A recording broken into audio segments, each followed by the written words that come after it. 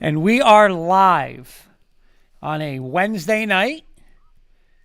Terrible, terrible weather night in this area, right, sis? I don't know about you, Mr. Kirkpatrick, but hey, for the next 2 hours, we're gonna talk a little sports and we'll get everyone off the bad weather.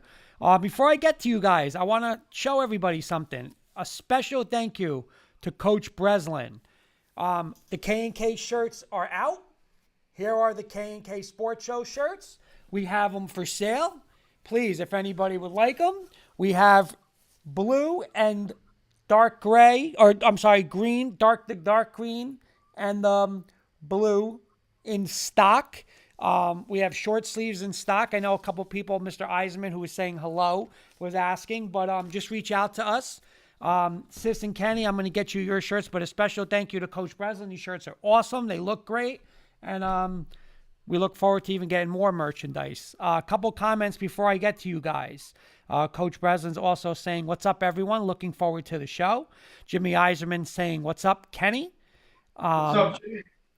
Uh, Coach Breslin saying, looking good. Very nice. Also, before I get, Coach Breslin donated to our shows, All In and K&K, a beautiful front, I guess you want to call it like a skirt, or where it has the All In on high school sports and a K&K sports show one. I'm going to try to do it tomorrow, guys. I thought I had a black tablecloth. We didn't have one, so I'll get one tomorrow, but it's awesome looking. I picked it up from Coach tonight, so that's going to make the show good. And just a little tidbit, there was a little box outside in the that got delivered today with Jennifer Valenti's name. And I think it's a little Easter bunny present, sis, for the green screen that's going to be happening. So hopefully I'm crossing my fingers. But Mr. Siciliano, how are you tonight, my friend? Very good, pal. You? I'm good. I'm good. Mr. Kirkpatrick, how are you, my friend? Good. Happy Hump Day, everybody, which has also become K&K Sports Shows Day. There you go. Wednesday. A couple comments, and this is from Henry Zimenoff. It's been a rough, and you know what? This comment is reality. You know, we talk about a lot of sports, but this comment, sis, is what life's really about. And it's Henry Zimenoff saying, it's been a rough 2 days since the active shooter activity in Boulder, Colorado. A lot of sports teams Crazy. honored the 10 victims that were killed during the shooting. I'm glad things are getting better. Yes. And he's saying, Henry, I know you listen a lot. I know you're a Colorado fan. I know you live out there. Thoughts and prayers to everybody out there for sure, and everybody, you know, including yourself and your friends and family. Hope everybody's doing okay out there. yes, absolutely. He's saying hashtag Boulder Strong. So, yes, it's a little more important than sports. So, again, my condolences, all our condolences to that. Absolutely. What we do is we try and, you know, for 2 hours, if we can get your mind off those terrible, off the terrible tragedies, then we're doing our job, and that's why we're here. But thoughts and prayers for sure. Let's do this. What we're going to do is tonight's show, Kenny, we got a special guest, and I'm so pumped up to have him around 8:20. John Fanta from Fox Sports, Big East broadcaster. I've watched his podcast. I'm a huge Big East fan. Sis is a huge Big East fan, but I'm telling you, this is the best, man. This guy is the best with the Big East. He's going to talk a little bit about the NCAA tournament, but he's also going to talk a little bit about some Big East stuff, which I'm pumped up to talk to. In the 9 o'clock hour, we got Justin Solotoff. I don't want to say his name wrong, but he's a physical therapist, huge sports fan, huge Giant fan. He's going to come on, and I'm going to ask Sis, Kenny, and Justin about NFC East and some Giants offseason, because it's pretty impressive. We're also going to hit up Sis's Rapid Fire tonight, right, Sis? Yes, sir. That's Locked and loaded. That's at 9:30. There'll be a Stump Kurt, a Briggsy's Bronco Mania. And you want to get going, Mr. Kirkpatrick, or what? Anything else? Yeah. Quick interactive question for everybody out there listening throughout the show. Give us your updated Final Four. Okay. There's 16 teams left. I want your updated Final Four. We'll do ours, you know, throughout the show a little later. That was just an off-the-topic thing I just came up with just now. But why don't we get into your NCAA talk? You know, March Madness is living up to its name. It's definitely been madness the first 2 rounds, right, guys? Yeah, absolutely. You know what? Let's get right to it. I'm gonna go like a quick pace, rapid fires for both you guys. Sis, biggest disappointment in either round 1 or round 2. Hands down, my Illinois team. I was shocked. I was totally shocked, to be honest with you. Sis, Kenny, biggest disappointment. Biggest disappointment as a whole, the Big Ten. But if I had to pick one team, Ohio State. I mean, I called them frauds a month ago, but to lose to Oral Roberts, I'll give you one that I like. I'll give you a better one. Texas. Abilene Christian. I didn't even know that school existed, and they lost to Abilene Christian, and people had them in their Final Four as well. Yes, So I I'm did. gonna I did in one of my Shaka brackets. Smart, overrated coach, fraud coach, Shaka Smart getting beat in the first round to Abilene Christian. Coach Breslin saying the Big Ten is his disappointment. You talked about Texas, so sis, I'm going to come right back at you. Is there a chance Shaka Smart, who has been a major disappointment now in Texas, is there a chance he is not back at Texas next year? Absolutely. Absolutely. Kenny, what about you? I agree with Sis. I think there's a good chance he's not back next year. Look what they did in the football program. They let their coach go in the offseason, and they don't play over there. They want to win. And to lose like that to a team, Abilene Christian, in the first round of the NCAA tournament, he may not be there next year. And the boosters don't play in Texas. Okay. Big boy school, blue blood school. You need a big time coach there. Let me ask you this. Villanova, okay, we're going to talk Big East with John when he comes on in a couple minutes, but Villanova, they were, they lost Gillespie. They were done in people's minds.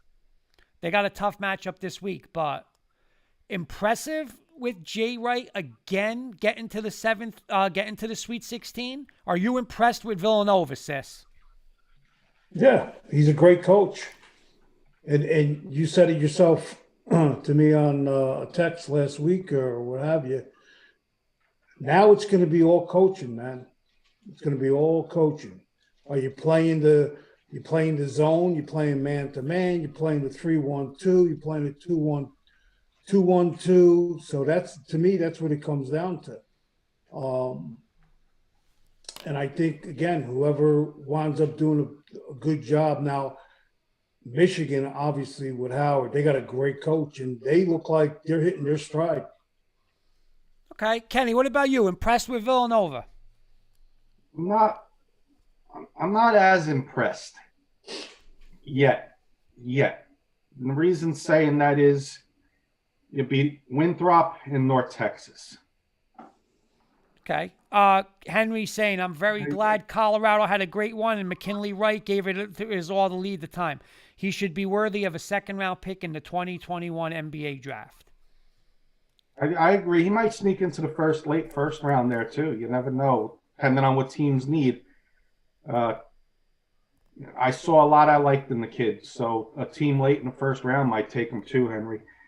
Back to what you were saying, Kurt. I want to see them go out and play against Baylor. I don't want to see a blowout, 10, 15, 20-point blowout. Winthrop, North Texas. Yeah, but you know what? You play who you play in the tournament. That's what it's all about. That's it. So, you know what? Next man up, we'll see. Baylor, maybe they'll take care of business against Baylor. So he's a great coach, Jay Wright. Yep. So we'll see. We'll see come forward this weekend. But right now, I still got to see a little more to be impressed. Okay. Couple comments from Amari Smith, #GoBlue. That's going to be my next question, but we're going to go to our guy, Marty Joannis from Intercept Your Lunch. Please check out the podcast. It's awesome. Jay Wright and Boeheim get a lot of credit, but don't forget about Dana Altman from Oregon. 5 out of 6 years in the Sweet 16, underrated coach. That's Joey Clams' guy, Kenny. That's his guy. Oregon's alive. 100-1 odds. Matt Staffiero, our guy joined us a couple weeks ago, talked some Broncos, says the Jayhawks came plummeting back down to reality. So, Yes, they did. All right, so let's get into Amari's question. I'll start with Kenny on this one. Okay. Final four favorite, then they were down, then they got injuries. Can Michigan come out of that region? I'm looking who's there, and I'm going to say yes. I'm not high on Alabama. You got UCLA, who's probably overachieving, and you got who else? You got FSU. That's the scary team, but they seem to throw when you think they're excelling on all fours, they throw a clunker in. So 100% absolutely think Michigan can get through this bracket. Okay, Sis, can Michigan go to the Final Four and come out of that bracket? No doubt. I'm with Like you, I just Sis. said, they look like they're hitting their stride. Yep, they're hitting their stride. And LSU is a talented and athletic team. And you know what? Yes. And Michigan did their job. Here's a question for you, Sis, because I know you're high on them. Is Buddy Boeheim, okay, the most dangerous offensive player left in this tournament? I got one coming back right at you. In your opinion, right now left in this tournament, who's the best three-point shooter? I agree, but I'm saying to you right now, would you say he's the most dangerous guy? Like, is that the guy nobody wants to play, Buddy Boeheim? No question about it. Or his father. Kenny, what about you? I'm being realistic. I kind of agree with Sis. I mean, you got the father, is the legend coach. Yep. Who does coach. Like I know we had talked about some other coaches who do recruiting. Boeheim's a coach. And he's not only a father, he's going to be a coach on that court. And if the Sun's on fire, watch out, they could beat anybody. I think I said that a couple weeks ago. Before the tournament started, if Boeheim's son is on fire, they can beat anybody in this tournament. So Totally stay agree. hot. Watch out. All right, we're gonna go to the audience, and we're gonna get a rapid fire from the audience, and this is from Matt Staffiero, and we're gonna go boom right out of the gate, Mr. Sis, because I don't know if you guys want to ask me, can Creighton pull the upset and beat Gonzaga, Sis? Absolutely, positively, no. I'm with you, Kenny. Can they? Yes. Do I think they're going to do it? Unfortunately, no. Okay. Another comment from. I think they can do it. I don't. I Can I explain why, or are we doing it rapid fire? Let me get back to rap, and I'll get back to you on that one. You can have the last comment. No, you know what? Go ahead, Kenny. It's 20 seconds. Yeah, go ahead. 20 seconds. They were a top 10 team before they had the coach turmoil. Now they're starting to hit their stride again. We were just talking about Michigan hitting their strides. I think this Creighton team's hitting their stride. I think they can pull the upset off, but I don't think it's going to happen. Okay. Coach Breslin saying they play that zone that many teams don't see, and it's tough to play against, meaning Syracuse.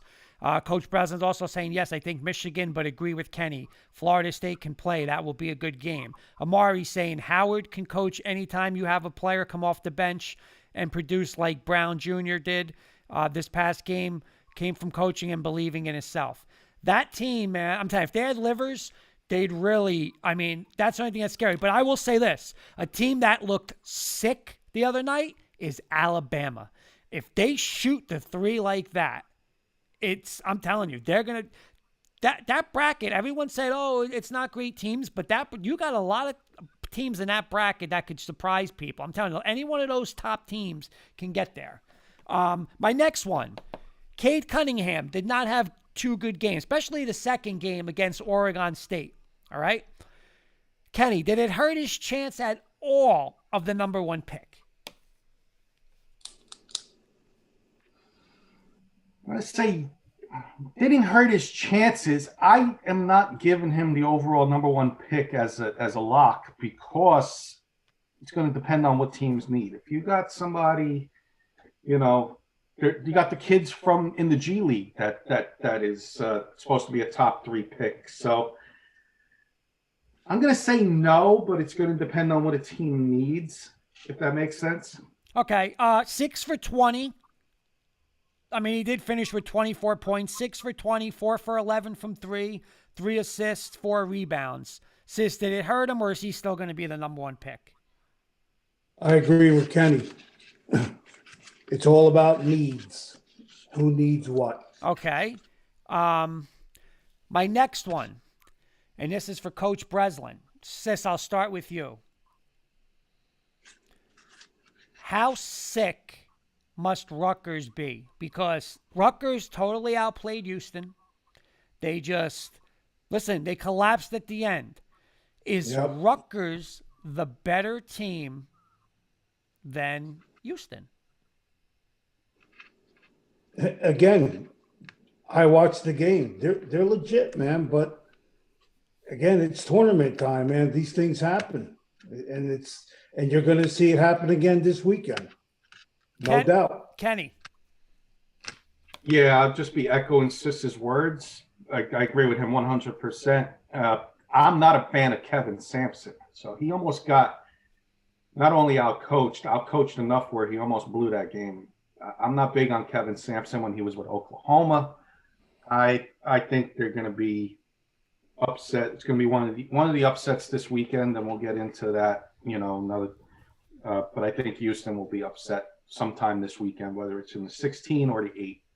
Amari is saying, my cousin, #Kobe Buffkin, will be at Michigan next year. Watch out for him. Remember his name. Kurt, you want to give us one more, and then I'll bring our guest in for the yeah, well, John. I'll do one more. My last one is... Give us one more. Yeah. Give us one good one, and we'll get our guest in. My last one is Garza had a huge game, even though in a loss, I think he scored 36 or something like that. Would you take Garza in the top 15, and can he play in the can he be a factor in the NBA? Kenny. Who are you asking me? Kenny. I think he's top 15. I think he can be. He's going to be more of an offensive player than a defensive player. He's going to remind me of like a Dirk Nowitzki type. Okay. In the NBA. What about you, Sis?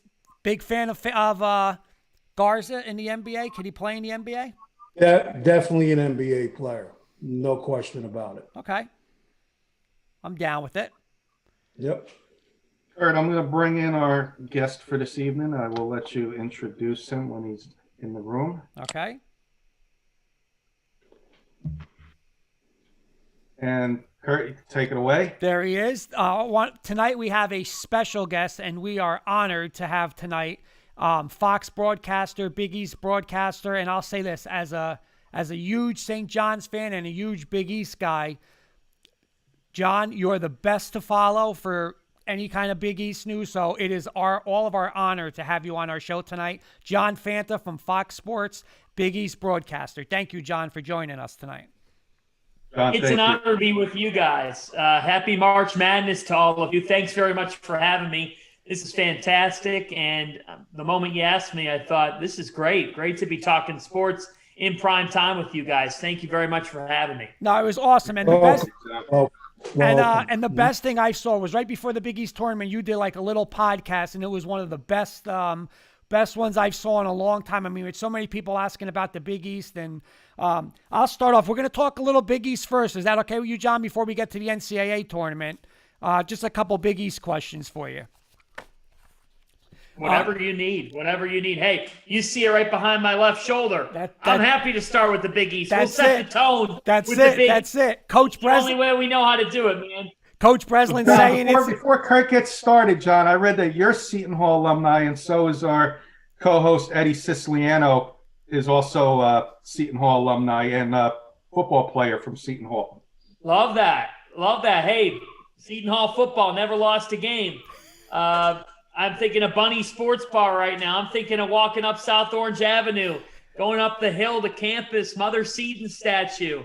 I love it. I'm a proud Seton Hall alum, graduated from the School of Communication and the Arts 2017, and Pirate Land.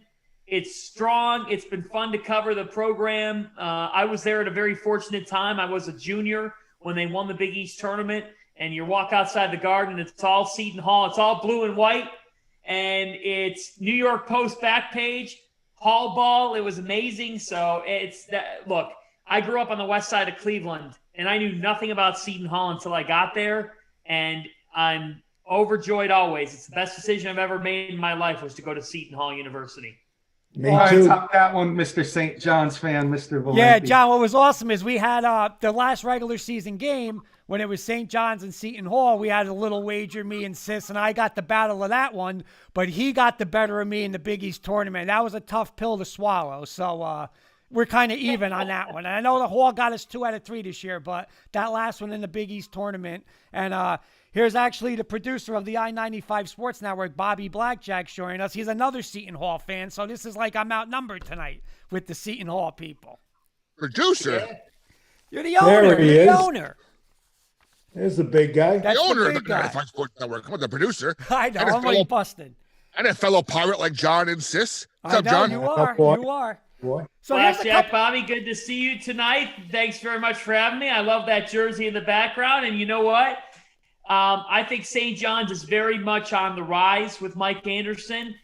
Seton Hall's been taking 2 or 3, if not sweeping away the Red Storm in recent years. I think that rivalry is going to be on an interesting, not pivot, but just closer games, tighter games. It's always good with both programs when they're succeeding. I thought St. John's took a really nice step this season, and had it not been for COVID, they most certainly would have been in the NIT.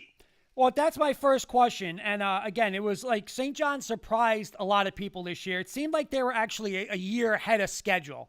Posh Alexander, obviously, freshman of the year. Champagny had a great year. Mike Anderson, coach of the year. What are your thoughts on Mike Anderson, of just what he's done in the first 2 years? And what do you think realistically, where could this program go starting next year if Champagny comes back and everybody comes back? What's your thoughts? Yeah, I think that this is an NCAA tournament team next year if Champagny comes back and if Alexander takes the next steps and if Dylan Adai-Wusu becomes more consistent. St. John's needs to get a post presence. They have got to address their need down low. You know, Isaiah Moore and Vince Cole transferring from the program. Look, that is what it is. They were JUCO guys who contributed, but they weren't the end-all, be-all players. I'm sure they wanted to get their roles increased. And what people have to understand is when kids transfer, sometimes the kid is transferring straight from the school. Sometimes the coach sits down with the kid and says, here's what I'm not happy with. Here are the changes we need to be made. Here's what needs to happen. And guess what? The kid says, I don't want to do that. I'm going to go play for somebody else. So there's always 2 ways to every street. What I know one thing is Mike Anderson only goes one way. All he's done throughout his career is win. When he got hired, St. John's fans were like, I don't know if he fits New York City. I don't know if he's going to be able to do this, that. Look, Mike Anderson knows how to win. And this season, with so many new faces to the equation, those new faces delivered. I think St. John's is going to be a contender for the big dance floor next season, a real one. I think they're absolutely top 6 in the Big East if Champagny comes back. And if he does, this team becomes very dangerous because they defend on the offensive end. They score the ball pretty well. They don't rely on any one player to do that. They're a balanced team. They're a deep team. And Mike just knows how to get the best out of his teams, particularly at the perfect time of year. When we hit the end of January and into February, when you got to make your hay in this sport, Mike Anderson knows what to do with that. So I thought St. John's made the right hire, and I think that only got validated in year 2 with the kinds of steps they took in the Big East. The most impressive one being a really commanding, dominant performance over Villanova at Carnesecca Arena. John, my second part of that question is you mentioned Moore, Cole, and Roberts transferring, but what they need is like you said, is a big. I mean, they have not had that. They've played with like the Isaiah Moores, the Tariq Owens. They just haven't had that big where it hurts them. You know, hurt them versus Seton Hall, hurt them versus Georgetown. So is there anybody out there? I mean, I know they're saying the transfer portal's crazy. The kid from New York, I forgot his name, the Louisville kid, is in the portal. Is there anyone that we could look as a St. John's fan that we could like, hey, maybe this is a big that could come into St. John's to help out? Man, Kurt, I don't have someone in the here and now. I got to do some research on the portal, to be quite honest with you. But I could tell you that talking to St. John's assistant coaches, that getting a big man is a priority. Arnaldo Toro was supposed to be that. It flat out did not work out. He just didn't produce to the level that they wanted him to produce at. So it's one of those things right now where I could tell you that as earlier as or as recent as this afternoon, I was told by multiple sources that St. John's is working very hard. We're talking by the minute to get a transfer, if not a couple of transfers into the program. They're pushing the phone lines. They're working on kids. They know that they need to bolster their front court, and I expect them to do so. Awesome. Sis, I know you got I have a question for you real quick. Okay. Hey, John, real quick, what are your thoughts of Shavar Reynolds entering the portal today? Yeah, so for Shavar Reynolds, Bobby, I think what it came down to was Seton Hall has a good recruiting class coming in this upcoming season with Ryan Conway and Brandon Weston as well. And I think that for Seton Hall, they want to go younger.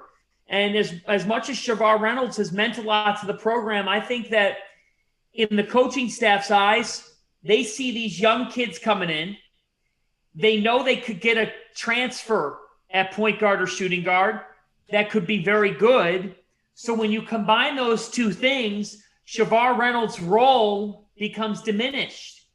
And I think the coaching staff paints that to Shavar and says, look, you're not going to start. You could stay, but you're not going to start. And so I think Shavar Reynolds thinks to himself, look, I've maxed out at Seton Hall. I could be a star at a mid-major. So I think that that's what that came down to. I think it was a mutual agreement that, look, the time is up. Seton Hall doesn't want to stunt a year of growth from their freshman class. And if they bring in an impact transfer from somewhere else in the backcourt, they're not going to have any more minutes left in their backcourt. But I think the biggest thing right now in college basketball as a coach is you got to be honest. You can't be a used car salesman who's not very good at his job. You've got to be honest with your kids. And what do I mean by that, guys? With this transfer rule being immediately eligible, if you're a freshman and you got recruited well by a coach and you come in and you're going to sit around for a year and wait to play, these kids aren't going to do that knowing they could go play for somebody else and get minutes immediately. When you recruit a kid, especially if he's a good prospect, you can't, unless you're Jay Wright or Mark Few or Tony Bennett, you can't get away with that anymore. If you're going to get a good kid, that kid's got to get on the floor. And I know that that's a little bit problematic because sometimes you like a freshman to develop and become a part of your system in 2 or 3 years. That way you can hang on to them. Roster continuity is going to be hard. We're going to have close to 2,000 transfers in college basketball. Close to 2,000. It's like free agency. That's what it's like. It is free agency. That's what it is. Free agent frenzy. That's it. Sis, I know you wanted to get into Seton Hall with John. Do you want to ask him a Seton Hall question? Yeah, first of all, John, my name's Eddie Siciliano. Thanks for coming on the show. Real quick, the Seton Hall football program ended in 1982. And my senior year, we were 7-2. We were Division III. I'm giving my age away, but anyway, nice to meet you. My question to you is, with Coach Willard in the future of Seton Hall's basketball program, where do you see it going? Well, I think that, Ed, and it's great to be joined by a fellow Pirate. I think that the future of the program is in a solid place. You look at what they've done on the recruiting trailway, and that's encouraging. If they weren't able to get kids on the East Coast, that would concern me. But they've been able to reel in, look, Weston's a 4-star recruit. Conway's also got 3 stars next to his name, 4 for others. They believe in this class they have coming in. I can tell you that there's a good feeling that this incoming class for Seton Hall could be their best freshman class since the Isaiah Whitehead, Kadeem Carrington, Angel Delgado, Desi Rodriguez class.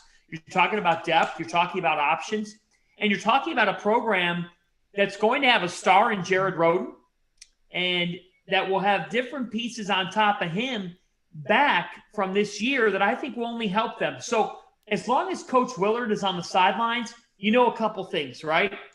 You know that you're going to be prepared. Like, even though Seton Hall had a bad end to this year, they led St. John's 18-2 in Queens.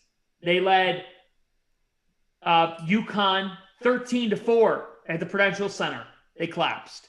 You know, there are things that went wrong with this team. I think they were limited personnel-wise, but you know you're going to have a coach who preaches defense, who gets his team to rebound. Seton Hall's been one of the longest teams in college basketball, and I personally think that to me is interesting because you're not in the Big Ten. You're not in the SEC where those schools are getting trees. They're getting 7-footers consistently. I think it says something that Willard's addressed those needs, and even with Igo Biagu coming back next year, it's always nice to have a 7-footer. So I think the trajectory of the program is in a solid place. This is a disappointing end of the year. But I do think let's not let the end of this year cloud the fact that this team has been in NCAA tournament conversations for now the last 7 seasons. Kenny, real quick, couple comments from our audience. John, my wife, we nickname her Jenny Hoops on the show because she's a big-time basketball fan. She's an alumni of University of Virginia, and she just commented, "Nice shout out to Tony Bennett." So she loved the shout out to Tony Bennett. And Coach, I love Tony Bennett. And Coach Breslin is asking, I don't know how you Seton Hall fans are going to like this one, but he's asking, was it a foul in the NCAA championship game in 1989? That was my freshman year. That was not a foul. It wasn't a foul. Are you kidding me? Who asked that question? Coach Breslin. Yeah, Coach Breslin. Coach Breslin, I'm teeing your ass up right now, Coach Breslin. Up. In fact, you might be thrown out of the game right now. Get out of here. I'm out of this one, Coach. Yeah, we're out of this one. I ain't having that. You're gone. Hey, John, Coach Breslin's getting over his Rutgers collapse on Sunday, so we got to give him a little benefit of the doubt. That's an interesting question, John. What do you think would have happened if Seton Hall and Rutgers played this year? Well, I think that Rutgers would have been favored, and I think that Rutgers should win and probably would have won the game. But let's talk about this for a second here. This is why this game did not happen, okay? The assistant coaches for both coaching staffs were the ones who were supposed to make this game a finality. In the midst of this, I could tell you on good authority, Penn State reached out to Seton Hall and said, we've got a deal for you. You get to come here. There's nobody in the building, and we'll return the game to you next season. So, guys, think about this for a moment. Seton Hall gets to go to Penn State. They won the game. They then get to host Penn State when fans return next season and make a gate off of it. Money. So Kevin Willard, just like he did with Rhode Island, everyone was wondering, why are you going to Rhode Island? Because he's going to host Rhode Island this upcoming season and make a gate off it for attendance. It was an incredibly smart strategy to go to Rhode Island, to go to Penn State, albeit they lost to URI. But the point is, you scheduled road games when there was no crowd so that you could get them back inside your house this upcoming year. And I can tell you right now that when Penn State reached out, Seton Hall, without even thinking about anything, said, where do we sign the contract? You're a Big Ten team. Your metrics are going to be good. We'll play you. The assistants at Seton Hall and Rutgers were involved in the process of the game. When the process of the game was, we're playing Penn State on that day, we don't have an open date all of a sudden, I can tell you that both athletic administrations had conversations about figuring out a pathway to the game. And when that hit, both head coaches had their differences, had their thoughts on it. I could tell you on good authority that Rutgers was asked about playing Seton Hall by Seton Hall a time or two during the season, and Rutgers said no. Interesting. So both schools had a part in this. The end-all, be-all point It's not the end of the rivalry. It only intensifies it. I don't think that one school was dodging the other. Why would you say Seton Hall was dodging Rutgers when Seton Hall played Oregon on a neutral floor? They were going to play Baylor. They played at Rhode Island. They played at Penn State. I'm trying to think of who else they played in their non-conference. The point is, they played at Louisville. They weren't afraid to play Rutgers. It just didn't work out for a variety of reasons.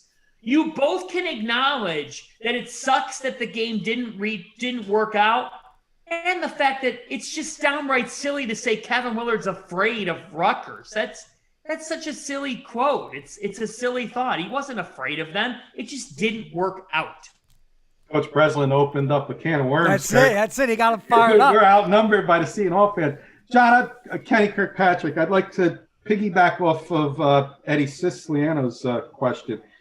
Of the Big East teams to not make this year's NCAA tournament, which team, in your opinion, has the best outlook for 2021, 2022, meaning like maybe get into the top 25, get their program back on the map? Great question. That's a terrific question. I'm going to go with Providence. Because if David Duke comes back for his senior season and Nate Watson's already coming back, I think Ed Cooley's going to rework his entire roster. He's already had 3 kids transfer. He wanted to clear cap space, quote, clear cap space, clear out some of that roster and bring in some players, get some players. He could get dudes to Providence. And you guys know Duke and Watson were pretty solid. They went into the Prudential Center and beat Seton Hall. Like, Providence beat Creighton on the road. They beat Seton Hall on the road. They couldn't win at home, and they weren't consistent enough offensively. I think Providence can be a team that could get back on the map next year. You know, maybe it's just a faith in Ed Cooley based on what he's done in the past. But for me, if you return 2 players as good as Watson and Duke, how am I not having you as a contender if you get 2 kids in that could score the ball a little bit better and give you some offensive versatility? Thank you. Kurt, you want to take it back to the NCAA now? Yeah, if we could I wanted to talk a little bit some NCAA tournament, if you don't mind, John, real quick. Obviously, there was a lot of upsets this year in the tournament. Shockingly, the Big Ten, who everybody's darling of the best conference in the world, is down to 1. The Pac-12, who I got to give Bill Walton credit when he kept saying every night, you know, the Conference of Champions, and not that, you know, hey, it's impressive with all their wins. Oregon State with the upsets and UCLA still in, obviously, the big gun Oregon, USC. What do you credit these upsets to, and especially the rise of the Pac-12 in this tournament and the collapse of the Big Ten? Okay, so let's start with what do I attribute the upsets to? I attribute the upsets to what you need to win in this sport. Experienced players. Let's look at Oral Roberts. They have the best scoring duo in the country. Max Asmus and Kevin O'Banner. You're just not the best scoring duo in the country, and you flake when the tournament hits. Those 2 kids score the ball well, and they did against Ohio State, and Ohio State fell into hero ball. Abilene Christian, veteran players, defensively oriented. Defensively oriented against a Texas team that relied on their athletes. In college basketball, you can't solely rely on your athletes. You can't solely say we're better than you on paper. Illinois is a lot better on paper than Loyola Chicago is. You know what Loyola Chicago did? They said, we're going to defend you. We're not going to give you easy buckets in transition. We're going to eliminate your individual players. You're going to have to move the ball against us. And Illinois didn't know what to do. Loyola moved the ball. They don't turn the ball over. They don't make mistakes. You have to beat them. That's why Loyola's been successful. They remind me of Brad Stevens' Coach Butler teams from about 10 years ago. So my thought is experience. Why has the Big Ten failed? They beat up on each other the whole year. When you beat up on each other, your metrics get increased. And national perception is, this conference is amazing. These teams beat each other every night. They're going to be prepared. That wears on teams. I've seen it in years where the Big East gets 7 teams to the NCAA tournament and only 1 or 2 make it to the second weekend. You know why? Those teams are all 8th or 9th seeds and they get beat because they're worn out. It does wear and tear on them. I think for the Big Ten, it's very disappointing because there's some things that are like out of control. But I think for the Pac-12, the reason why they're still standing right now with these 4 teams is versatility. Like Dana Altman does a great job with Oregon playing small ball. I thought they dictated the tempo and the style of the game against Iowa. UCLA got a friendly draw. They faced Michigan State, who was reeling. They faced BYU, who's a mid-major at the end of the day. And then they faced Abilene Christian. So it's easy to see why they've made it this far. USC has 2 pros on their team. And who's the other team? USC. Oregon State is riding a carpet ride with Ethan Thompson. That's the shocker of all shockers, is Oregon State still being here. But the point is, it's a combination of draw, and it's a combination of these teams have played at 10 o'clock at night when a lot of us are asleep. And so as a result, the national perception isn't the same. We get too stuck in the narrative, especially in this sport. We get really stuck in the narrative of blue blood and big name coach and this and that. You know, it's like, then you're not watching the games. You're not watching these teams play. And you would realize here, what people don't understand, if Gonzaga and Baylor meet for the national championship, you are talking about 2 of the best seasons in the history of college basketball now meeting for a title. That would be incredible for the sport of college basketball. But because it's not Duke or a Big Ten brand or Michigan State or UCLA, it kind of gets diluted. Throw that out. It might not resonate with the casual fan, but for us college hoops guys, I'd sign up for that matchup in a second because I want to see Baylor's defense against Gonzaga's offense. Yep. I was going to ask the question, John. I'll ask it anyway, but and then I'll go to Bobby. Who do you think has the best chance to pull off an upset this weekend and better overall road towards the Final Four if you had to choose one? Creighton versus Gonzaga and then Oregon USC in the final, or Villanova versus Baylor and then Arkansas or Oral Roberts in the final? If you had to choose one. I'm going to go with Creighton. I'm going to go with Creighton, and here's why. The firepower of that team. I thought they found something over this past weekend. The confidence of shots falling. The guard play of Marcus Zagorowski has been exceptional. I get really, really concerned with the Colin Gillespie-less Villanova backcourt against Maceo Teague and Jared Butler and Davion Mitchell and Matthew Meyer. I think Baylor's backcourt's just too much for an undermanned Villanova backcourt. But I like Creighton and their ability to score the ball enough. If you're going to beat Gonzaga, they got the number 1 offense, according to KenPom. You've got to be able to score the ball. Creighton can score with Gonzaga for a period of time. And if Gonzaga is a little bit off from 3, I like Creighton's chances there. I think that they would have an honest chance to come out in that game and pull off what would be a massive upset, but would still be really special. So I'm gonna pick Creighton just because, guys, I don't know if I like for Villanova. It would just be amazing if I know they're less of a dog.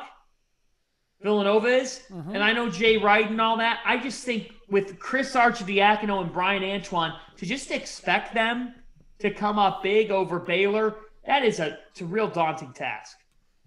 Thank you. Sis, I know we forgot about the coach's question you had. I skipped that for a second. Did you want to ask that coach question you had? I did ask him that, Kenny. All right, Bobby. That's all right. My second question I wanted to ask him is, who will be the first Big East player drafted this year, in your opinion, John? James Bouknight from UConn, without question. I think it's going to be Bouknight. I think he jumps off the page to scouts. I think he's got a really, really high ceiling. And I think his shot-making ability needs to improve, but he plays so hard. He's got explosiveness. He's a little raw, but I like his upside. I think he'll be the first Big East player to get drafted this year. Thank you. Bobby. John, to kind of piggyback off Coach's question there, who do you feel with this year's class and next year's class, who do you think is the next NBA guy from Seton Hall? I have my thoughts too, but what are your thoughts? I mean, who do you think? I mean, Mamu had that momentum, but he kind of fizzled towards second half of the season. I always thought Jared Roden has that body everybody loves, and there are some NBA draft websites that have our boy Miles Kale as a prospect. What do you feel is our next chance of having an NBA player? I actually think Roden, because I think Roden's only going to keep working. He busts his tail, and he defends, he rebounds. He's kind of the modern day NBA type player, Bobby, because of his length, his ability to stretch the floor. If that pull-up jumper off the dribble's going, he's an NBA talent for me. He deserves a chance. You know, maybe if it's in the G League or if it's on a two-way deal. I think that Jared Roden fits a lot of the mold. You're talking about a 6'6" wing who can pull up, who can drive, who can defend. I like his ability. I think he's got the right mindset. You got to have the right motor and the right mentality. And what Jared Roden always has stood out to me with is he has a great realization of who he is. He doesn't try to do too much. He stays within himself, and he has a great sense of drive. That's why I like Jared Roden's upside out of all these guys. I agree. I always thought he was the next guy for us. And one more question on my end. One thing I unfortunately missed for the first time in 7 years was the Big East tournament, you know, with the whole COVID situation. How was it at the Garden this year without having the plethora of fans, and even the media was probably cutting 2/3 at least, right? It was not the same, Bobby. Somebody asked me about it last week, and I said awesome, because to be there in person and watch what Patrick Ewing did was it awed me. It awed me. It was nowhere near the same, though. The Big East tournament is the beast that it is because of the fans, because of the Garden roars, because of the back-to-back-to-back-to-back games. You're there at the Garden from sunrise to sundown, watching elite college basketball inside the world's most famous arena. And with no fans there, the atmospheres were nowhere near the same. I got a chuckle because for the UConn-Creighton semifinal game, of the limited fans who were there was a fight in the stands between a couple of Connecticut and Creighton fans. And I thought, you know what? Let's throw out this pandemic for a second. That's fantastic. That gave me a taste of the Big East. That was old Big East life. UConn brings that back. So I miss that from the fans. I miss somebody getting clothesline with a beer in the Big East tournament. I want to see that again next year. But the fans make it what it is, Bobby. It was not the same, but I'll tell you what, watching Patrick Ewing hoist a Big East championship trophy was pretty damn cool inside his house. That's right. It's his house. Hey, we're big Knick fans on this panel, except Bobby. We're all big Knick fans. So, Kenny, I got another one before my final one. You mentioned before about coaches, and we were talking, with ourselves before you came on. We're talking about Underwood from Illinois, Shaka Smart from Texas, and I'm even going to add Holtman from Ohio State. And you mentioned before Ohio State went hero ball with Washington and not feeding Liddell inside. Were you a little shocked? Because I was a little shocked watching that Loyola game, just like you said, and they just, I don't know, to me it was like, what adjustments did Illinois make? Like, they kept buzzing and trapping like the dribble, and it's like they just did the same thing over and over, and I was just a little shocked by those three coaches. Same thing with Shaka Smart, up 9 against Abilene Christian. You're like, okay, they're going to put him away. They bring him back in the game. I don't know, like, to me, those three are the biggest disappointing, like, when the coaching in that round. What's your thoughts on those three? Shaka Smart's the biggest disappointment. His Texas team was flat out better than Abilene Christian in most facets, and he didn't make an adjustment. They didn't run offense. He looked befuddled. He didn't make a key adjustment of any kind. Chris Holtman, it's a tough outing. I think Dwayne Washington tried to put the team on his back, and it didn't work out. But I sense from Ohio State at least some strategy. I'm going to tell you, though, Kurt, why I was not surprised at Illinois. In the Big Ten title game, did you guys watch that Big Ten championship game between Illinois and Ohio State? Yep, they almost blew that 17-point lead. And you know why? They got stuck into hero ball. Yep. So we almost saw an appetizer of it in the Big Ten championship game. And against Loyola, they weren't going to let that opportunity get away from them. I thought Ohio State did. So it's kind of poetic that Ohio State and Illinois, late in the Big Ten title game, had struggles executing. Guess what? It carried over into the NCAA tournament. But the most disappointing performance of this tournament is by the Texas Longhorns. That team had Final Four talent, and instead they got bounced in the first round, and I do not want to hear the randomness of the NCAA tournament. You led by 9 in the second half, you have more talent at every position, and you allowed Abilene Christian to dictate the game. That's getting out-coached, it's getting outworked, and it's causing Texas to take a hard look in the mirror of the future of their men's basketball program. The Horns needed to be better than this, and they simply were not. Well, I got to say, let me ask you something. How hot is his seat now, Shaka, over there? Oh, I mean, I've heard people say that he's going to be retained because he still was at the top of the Big 12. But I got to tell you, they need to take a hard look at this. It would not surprise me if they decided on a change in leadership. It would not surprise me at all if Shaka Smart were relieved of his duties. I don't think he will be, because I think they're going to hang on to him, but I would not be surprised at all. His seat is scalding hot heading into next year if he does survive. I think he did a lot of good in the regular season, enough to save his job, but I got to tell you, a very unimpressive performance in the NCAA tournament when it matters most. Absolutely. Kurt, I know you had the Gonzaga question. Yeah, my last one for you, John, is Gonzaga is obviously they're an overwhelming favorite. I think there's some people who want to see the perfect season. I've been on the show and I've said I know Sis is going to disagree, but I said I don't think anyone's going to beat them. And I know one of your teams is probably going to be Baylor, but even though they're the overwhelming favorite, in order 1, 2, 3, who would you say are the 3 teams that you could see, or that you would say you think have the best chance of defeating Gonzaga in this tournament? Wow. What a great question. Great question. Not a good question, a great question, because you're putting me on the spot here, making me think about it, and I'm going to think hard about this here. So Baylor would be number 1. Baylor would be number 1. I'm going to go with Syracuse number 2. Wow. You know why? Jim Boeheim, different to prepare for. Very different. It's totally different.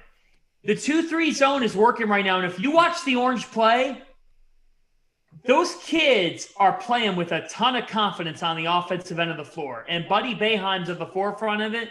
But man, oh man, are they lighting it up. Dolezaj, he's playing at a really high level right now. He moves the ball well. I like the Cuse's ability. I think they're going to knock off Houston here in the Sweet 16, and I could be dead wrong, but there's a read that I have on the Orange that I really like. And then I would go with Michigan because of Hunter Dickinson and because of if Livers comes back healthy, Michigan could be able to match up good enough with Gonzaga to knock off the Zags. That would be a dream Final Four showdown if we get Gonzaga and Michigan. Man, get your popcorn out for that. That's tremendous. That would be awesome. But there's my bold pick with Syracuse. Okay. My last one, John, and then Mr. Siciliano is going to bring in the finale. Your updated Final Four. Gonzaga, Baylor, Loyola Chicago, and Roll Tide. Yeah. Alabama is going to the Final Four. I got to tell you, they looked ridiculous the other night shooting the threes. They're blowing out Maryland. They looked awesome. If that team's hot, they could beat anybody. They looked awesome. That's what I'm saying. I like the Tide. I think they're going to knock off Michigan. Sis, you got the most important question of the night. All right, Mr. John, I'm a coach. I'm going to put you on the spot. Who's going to win the national championship? The perfect season is reality. The Gonzaga Bulldogs. I knew you were going to say that. Oh, man. Perfection completed. Mark Few. No more drought for Mr. Few. He's going to hoist the national championship trophy, and it will be great for college basketball. I know people go against the unbeaten. I think it's good. You're talking about a non-blue blood Yep. that deserves more national attention. We have not had a Western champion in a long time in this sport. I think it's cool. I think it's awesome. Gonzaga, the Zags are on top of college hoops this year. Perfection complete. I've got them. There you go. Thank you, John, I want to sir. ask one more quick question, if you don't mind. I want to know if you don't mind sharing who your original Final Four was. I know everybody's brackets were busted, so I can tell you mine was Iowa, Baylor, Illinois, and a real long shot was UConn, and they got beat in the first round. They got beat in the first round. My original Final Four was Gonzaga, Baylor, Illinois, and Alabama. Nice. So Nice. I still have 3 of the 4. Illinois let me down big time. Yep. They let a lot of people They, down. If I get those 3 right, though, I'm actually going to be happy with that. Yeah. Gotcha. John, Bobby, you just made Kurt's night when you say Gonzaga. That's it. I kept saying, because, hey, the hottest topic all over the radio is Gonzaga or the field. How would you answer that one, Gonzaga or the field? I'm taking Gonzaga. This is the best offensive team in college basketball and one of the best in the history of the sport. You know, everyone wants to go Gonzaga or the field, and they don't even think twice. You know, like Creighton could beat Gonzaga if they have a real off shooting day. But they got Timmy, who had 30 against Oklahoma. I thought Oklahoma played well. They did. And Gonzaga commanded them. Yep. Well, you know True. what? This Gonzaga team is better than 2018 Villanova, who I thought was unbelievable. You know what? We bust, like I said, my wife's a huge Virginia fan, and I bust. We always joke around with Virginia, but when you put up, I think it was 98 on a Virginia defense. I mean, not many people do that. And Gonzaga, Yeah. you know, it's almost 100 points on a Tony Bennett defense. They're legit. And you know, I know a lot of people say, well, they don't play in a conference, but I mean, look at what they schedule. You know, beat West Virginia. They beat Virginia. You know, they were going to play Baylor. That game got postponed. You know, it's not like they beat dodge Iowa. teams. Iowa, yeah. And not even, you know, almost double digits. They don't dodge teams. I mean, they're playing, you know, a great non-conference schedule. So, you know, I don't know. I don't believe in that they don't play anybody because, you know, they do. They do. Their non-conference schedule is good. So. The only devil's advocate I would play is they haven't played anybody in 3 months. That was the devil's advocate, but they had their bad Well, guess game what? against BYU, and in BYU they weren't playing their A game against BYU, and they still won. So I'm starting to get on the Gonzaga bandwagon a little more each day. To be honest with you, I've been looking for ways to beat them, and I'm running out fast. I can't wait. I cannot wait for this weekend. The fact that on Saturday and Sunday we get quadruple headers is so good for this sport. I can't wait. I agree. Bobby, is there anything else you wanted to ask or? I just wanted to welcome John to it's good to have another fellow pirate on my network and our network, and it's cool to have you on there. I guess one more question: were you disappointed that the women didn't make it to their tournament? Disappointing, but you know what, Bobby? They didn't put up enough quality wins. They lost to Creighton twice. That's just not good enough. They didn't beat DePaul, who didn't make the field, and they beat Marquette. That was it, but just not enough body of work for the Seton Hall women to make the tournament. So unfortunately, they missed out. But overall, only 2 Big East women's basketball teams made it. That means the conference has to kind of readjust here and look themselves in the mirror and say, how can we better get our teams to the tournament? Because if it were 4 bids and Seton Hall didn't make it, then I'd say, Seton Hall, here's what they didn't do. To me, I didn't think that the best Big East games got preserved. And as a result, team strength of schedule ended up suffering. Okay, awesome. John, thank you so much for coming on. It was awesome talking to you. Again, you are, and we're not just saying it because I'm on the show, honestly, the best with any of the Big East scoop. I'm going to be following the tweets. I want to see a tweet that says St. John, you know, St. John's gets this big, this big transfer, a big, and trust me, I'm pumped for next year. I love the season that they had. I mean, we always joke around with Seton Hall and St. John's, but it's turning into a nice rivalry, you know, like hopefully going forward, it's even going to be bigger and for more meaningful in the Big East. But I'm pumped up, and you're the best with the Big East. So thank you for so much for coming on, talking Big East, NCAA. We really appreciate it. It's been a pleasure, John. I live down here in Maryland, so I'm down in East Big Ten with Maryland down here, and little ACC. Virginia is not too far from me neither, but it's been a pleasure, and I'll be definitely following you with the Big East because I am a Big East fan as well. Anytime, guys. Thanks so much for having me. Happy to come on your network anytime at all. This was an awesome segment, and we got quite an off season ahead. Absolutely. Thank you, John. Thank you so much. I'll say the Big East Media Day, hopefully. Absolutely, Bobby. I hope to see you there too. It's always good when Madison Square Garden has those vibes, and I think the Red Storm are on their way to delivering some MSG magic here coming up in 2021-22. Uh-oh. There you go. There you go. Thanks, there you go. Thanks, guys. Thank you, Thank John. you, John. Thank you. Thank you. All right. Great. Awesome. Great. Hey, Coach, I had a question for you. Would your 72-seat all team have beaten a Division I Rutgers team at that time? They weren't that good in the 70s, right? You know, a lot of people have asked me that because we played some, powerhouses. We played Fordham, we played CW Post, and we played Hofstra, and we beat all of them. So to answer your question, I would have loved to play against Rutgers. Oh, by the way, speaking of, I want to make a quick announcement. I called up my buddy there. Who finally got a haircut. Kurt, that looks good. And Kurt is officially going to be a co-producer of the Knights Table Rutgers Big Ten football show. Nice. Nice. So he's going to help me build up the show and put the pieces together, and I'm pretty excited about it. There we Sounds go. good. Nice. All right. Kurt, introduce our next guest. Bobby, you hanging around or you got to go? I'll hang for a little bit. All right. You We're can gonna do hang a your little Giant Giants fan. and NFC talk. All right. So we are joined by our great friend, a bigger St. John's fan than I am, if you can believe that, Kenny, Sis, and Bobby, but he is.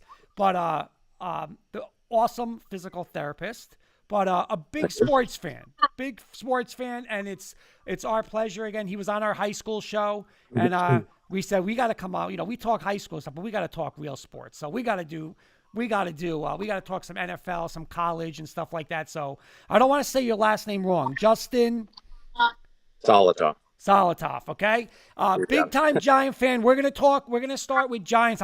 We have all Giant people on this panel except myself. So we got 4 Giant fans. So I want to start with Justin. All right. Overall, how happy are you? Listen, the Giants are loading up. They're loading up on defense. They're getting, they got Galladay. Overall, what's your thoughts on the Giants offseason, Justin? I would start out with the fact that, I wasn't a huge Dave Gettleman fan. I'd say that's probably true for all the Giants fans on the panel and in general. But especially, started out the offseason with, franchise tagging Williams. And he eventually signed for like a 3-year, $63 million contract. But the Devontae Booker signing was really the first free agent signing that he made that was a little bit curious. Gave him two years for $6 million to essentially a backup running back. He was a star at Utah. Everybody thought he was going to be a great running back at Denver. Then went over to Oakland. The guy that everybody fantasy football wise picked up and figured they'd start when the starting running back went down. And he's averaged 4.5 yards a carry, but other than that, hasn't done much. And, it's curious in the sense that Gettleman kind of jumped the gun there because a day or two later, Jamal Williams, who I think has much more value, who, was a great running back backing up Aaron Jones for the Packers, got 2 years for $7.5 million. Today, White from New England, who've been a great fit for the Giants, got 1 year for $2.5 million. So I thought that was curious. But then essentially totally killed it for the rest of the time. Made up for it with obviously the big fish, which we'll talk about, which is Kenny Galladay, coming over from the Lions, the big time, wide receiver that the Giants needed, the downfield threat, and trying to surround Daniel Jones with some weapons to see what Daniel Jones really has. Gettleman is essentially hooked into Daniel Jones. How Daniel Jones goes is how Gettleman goes. Kind of the way that Ernie Accorsi was hooked into trading all those draft picks to get Eli Manning, and so Hopefully Saquon's back at like 85, 90%. Galladay's a big fish. Joins the wide receiving core of Sterling Shepard and Darius Slayton. Hopefully, Evan Ingram kind of shows up one of these years and, works on his alligator arms over the middle. And, John Ross was actually a decent signing. He got a 1-year prove-it contract, first-round draft pick, a couple years ago. I think still might hold the record in the 40-yard dash to the 4.2, the combines. And has been, hampered with hamstring injuries throughout his career. He might, be a valuable returning kicks and kind of as a 4th, 5th receiver. But Galladay gives Daniel Jones kind of the big fish to go, to go, get the balls over the middle and downfield, so to speak. And, kind of a signing that might go unnoticed. A little bit of a snag this morning, Rudolph, is a great tight end, was a 5-star recruit out of Notre Dame, probably one of the best pass-catching tight ends in all of college football, and has been totally underutilized by the Minnesota Vikings for all these years. Provides a very good blocking tight end, maybe frees up Ingram from having any blocking responsibilities. Also is a great red zone threat.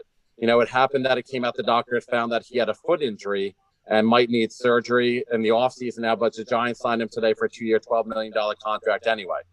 And some other couple subtle little signings, Ragland, good special teams guy, Ryan Anderson to a 1-year contract, very good rush end, taking him away from the Washington football team.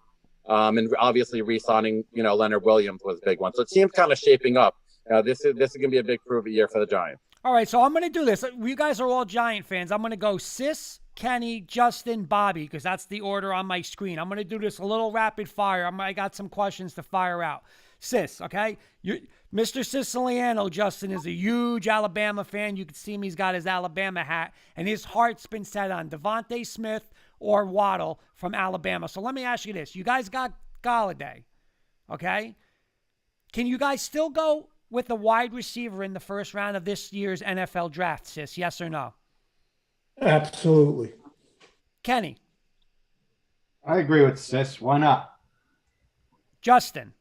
Never have enough weapons. Yeah, I mean, I would say the one, it all depends how it shakes out. And kind of on like my draft board, I would have Chase, Jamar Chase as the first wideout, Devontae Smith the second. Devontae Smith went off this year, because Waddle wasn't in the lineup. What would Devontae have Smith done if Waddle was actually in the lineup? Waddle played hurt in the championship game with, coming back from a broken foot. You can't have too many wide receivers. To me, Sterling Shepard's one hit, over the middle, one more concussion away from being done for his career. So you can't have too many wide receivers, on your roster, especially giving Daniel Jones as many opportunities as possible. I like 2 wideouts further down in the draft. I'm a big fan of Moore from Purdue, Yes. Big wide receiver, tough guy over the middle, and Bateman from Minnesota. If it sets up that Lance, the quarterback from North Dakota State, or Mac Jones is still sitting there at 11, and I'm a big Alabama fan. Mac Jones, very good drop back quarterback, proved it this year. Maybe a team like New England comes up to get to trade with the Giants. Giants never seem to trade down, but it would be smart to, since we don't have a gun to our head and a real need now anymore, having filled all our needs in free agency, maybe the Giants move down to 15, pick up the draft picks that Gettleman lost in either the DeAndre Baker trade moving up in the first round or the Leonard Williams trade and then 3rd and 5th there. Maybe get a 2nd, maybe get a 4th, and take more Bateman there, which might be even better value than Waddle would at 11. Bobby, what about you? The wide receiver? Wide receiver first round. Would you do it if you're the Giants? No, I would trade back and get one of the 2 top linebacker prospects, whether it be Micah Parsons or the kid from Notre Dame. Yeah. Who actually right now they go in opposite directions. The guy from Notre Dame is going higher, Micah Parsons is going lower. Yeah, so which is a little bit curious. I'm not even sure my Micah Parsons is dropping in draft. It's very hard to evaluate these guys. They only have pro days and there's no combine this year, so it's very hard to evaluate these guys as you would in years past. Micah Parsons had the highest tackle rate of any college football player in the last 2 years when he played for Penn State, and ironically was a 5-star recruit at a high school playing defensive end. So a lot of teams don't remember that. Penn State converted him to a linebacker. Listen, So stop talking about Parsons. He's going to be in orange and blue. He's getting drafted by my Broncos, man. Forget about it. That's who we want. Justin, true. You know, he says that now, but he puts the kibosh or whatever you want to call it on anybody who picks. So the Broncos are going to get the one guy that he doesn't want, and that's Justin Fields. Okay, no, I don't want Justin Fields. All right, so here we go, sis. Back to rapid. You ready? Gettleman, Daniel Jones, or both. If the Giants do not make the playoffs this year, do they get rid of Jones? Do they get rid of Gettleman? Or do they get rid of both? Or do they get rid of neither? No playoffs. What happens, sis? They're both gone. Kenny. Gettleman's definitely gone. It's all going to depend. I'll say Jones stays. Justin. I would probably agree with that. I probably, you got to remember that last year's NFC East, I'm sure we'll get to this, was so weak. So it's not like you're not making the playoffs with a 10-win season.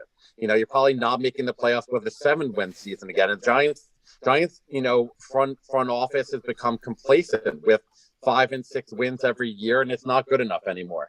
So I would say Gettleman goes, this is his last chance, and Jones, might say, because it's hard to find any quarterback.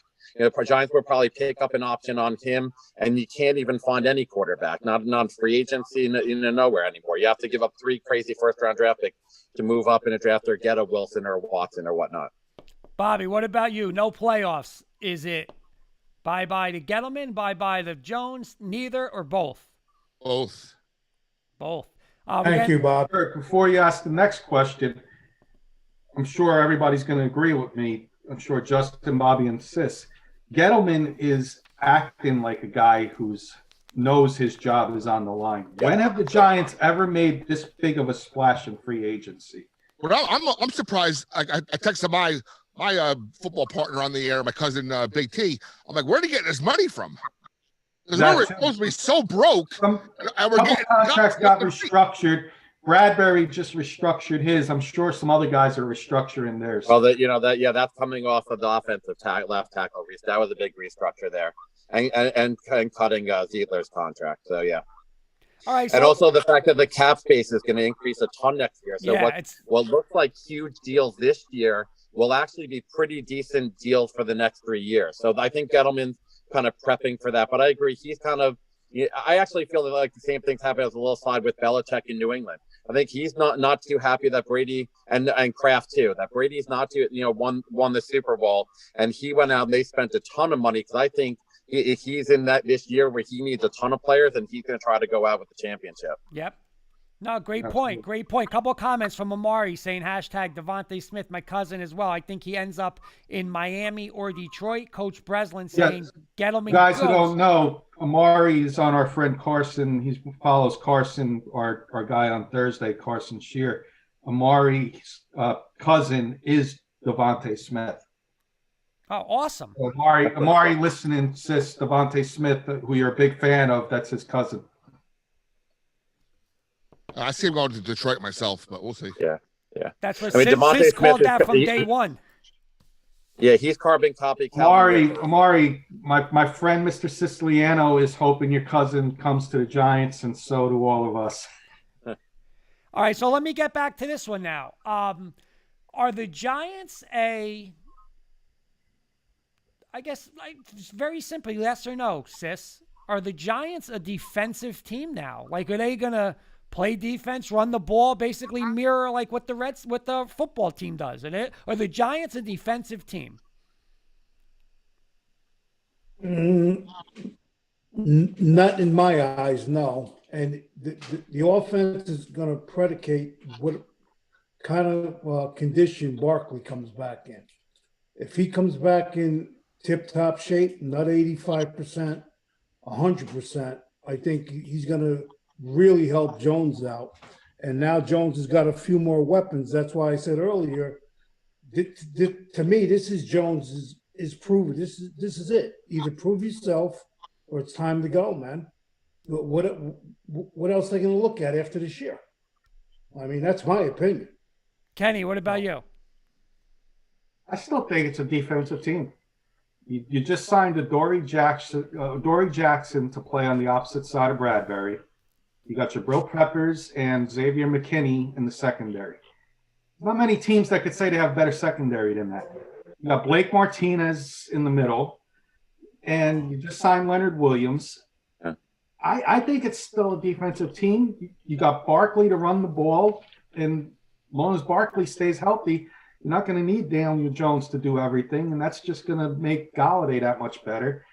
I see the Giants being a ball possession team, and it's going to be a defensive team, top 15 defense. Justin, what do you think? Yeah, so if you mirror the Giants, great teams of the past, where Parcells played, it's hog mollies on both sides of the ball, and push the ball down the field, control the clock, and play tight defense. If you think about also what happened, Eli Manning was not very good his first couple of years. What happened? They provided him with the weapons that he needed, specifically Plaxico Burress. If you look at his numbers when they got him the big guys, you're talking about Jeremy Shockey, Plaxico Burress, Steve Smith, all Hakeem Nicks, all of the guys, Victor Cruz when they took him as a free agent draft pick. All of those guys, it was only when he had the weapons that team start to click. And I agree in the comment that, the defensive support is going to play off of the offense. So many times the offense went 3 and out. The defense is on the field for a ton of time and is exhausted. The Giants are giving up a ton of points, and all the offensive numbers are in garbage time. And to add to the point, add Logan Ryan, Holmes, even Sam Beal might contribute this year to the team. We're really loaded. Dexter Lawrence was good on defense. So this could be a really special team, even special teams, which is always a weakness for us. We had great kicking last year, and that could be a strength because the guys that get them in sign and that people are not paying attention to now are guys who actually could thrive on special teams. And one more quick point, we signed this kid out of Texas, this Cullen Glaspia, who is a fullback. You think about the great Giant teams of the past that are structured around the way that we're talking about. You have Charles Way blocking, you have Mo Carthon blocking for Morris, you have Henry Hynowski blocking for Ahmad Bradshaw and whatnot. Our success was predicated on having a big time fullback, behind there. All of a sudden you think Saquon Barkley can do everything. We don't have a fullback back there, and they're defensive guys in our backfield in 2 seconds. He has no chance to do anything. So it's an improved offensive line plus a big fullback there who knows how to block ahead of him. I think there'll be more holes for them to hit. And Daniel Jones, might have a better shot at not getting hit so much and fumbling so much. I think that's a big part of this year that people obviously are going to start talking about is, can he hold on to the ball? If you remember, Tiki Barber had a major problem his first year, went for training for that and never fumbled again practically. Daniel Jones has to learn how to hold on to the ball for this team to be successful. Bobby, what do you think? Is the Giants defensive team? I think right now I would say we're pretty close to being balanced. But then again, let's see what happens with this first round draft pick. Are we going defense and getting a stud, or are we going with a receiver that's gonna flip the tide the other way? All right. I want to get into a little NFC East talk. All right, Justin, if you were on this show for a year now, I was the number one guy of, listen, there's no way you could pay Dak Prescott $30 million, $35 million. Now, whatever contract he got. So, I think he's an average quarterback. I don't believe in stats. He doesn't win the big games. He had the best offensive line in football, one of the best running backs in football. He had a top, 12 defense 2 years ago, and he still couldn't win the division. They lost to Philly in Week 17. So, I don't know what else you could give this guy. What else can you give him? And you got Cooper, Amari Cooper. Cooper and Lamb. Right. Yeah, Cooper, Lamb, and Gallup at wide receiver. So my first question is, as a Giant fan, are you happy? Are you worried? I guess a 2-part question. One, are you happy that the Cowboys wasted the money? And 2, are you afraid of the Dallas Cowboys, sis? Number one, that's the biggest waste of $160 million I've ever seen in my life. You pay for damaged goods. And am I afraid of the Dallas Cowboys? Not at all. Kenny. I've said it all along. I'm ecstatic. I wanted them to give Dak the money because unlike the Giants and the Washington football team, they're not able to go sign free agents. Their defense was historically bad last year. You can't tell me that a number 1 draft pick and a new defensive coordinator, Quinn, is going to change that defense around. The Giants did enough on offense to put up 30 points a game, and they'll hold Dallas to 24. So I'm ecstatic. And same with Washington's defense. Dallas is third best in the NFC East, and that's with Dak Prescott. And that's not worth $40 million if they're third best. So you're afraid of that? Are you afraid of Dallas? No, not at all. There's no defense there. Justin, what about you? Yeah, so one or two things. What's happening, first of all, you see this with these coaches, like when McAdoo came to the Giants and you have McCarthy over at Green Bay.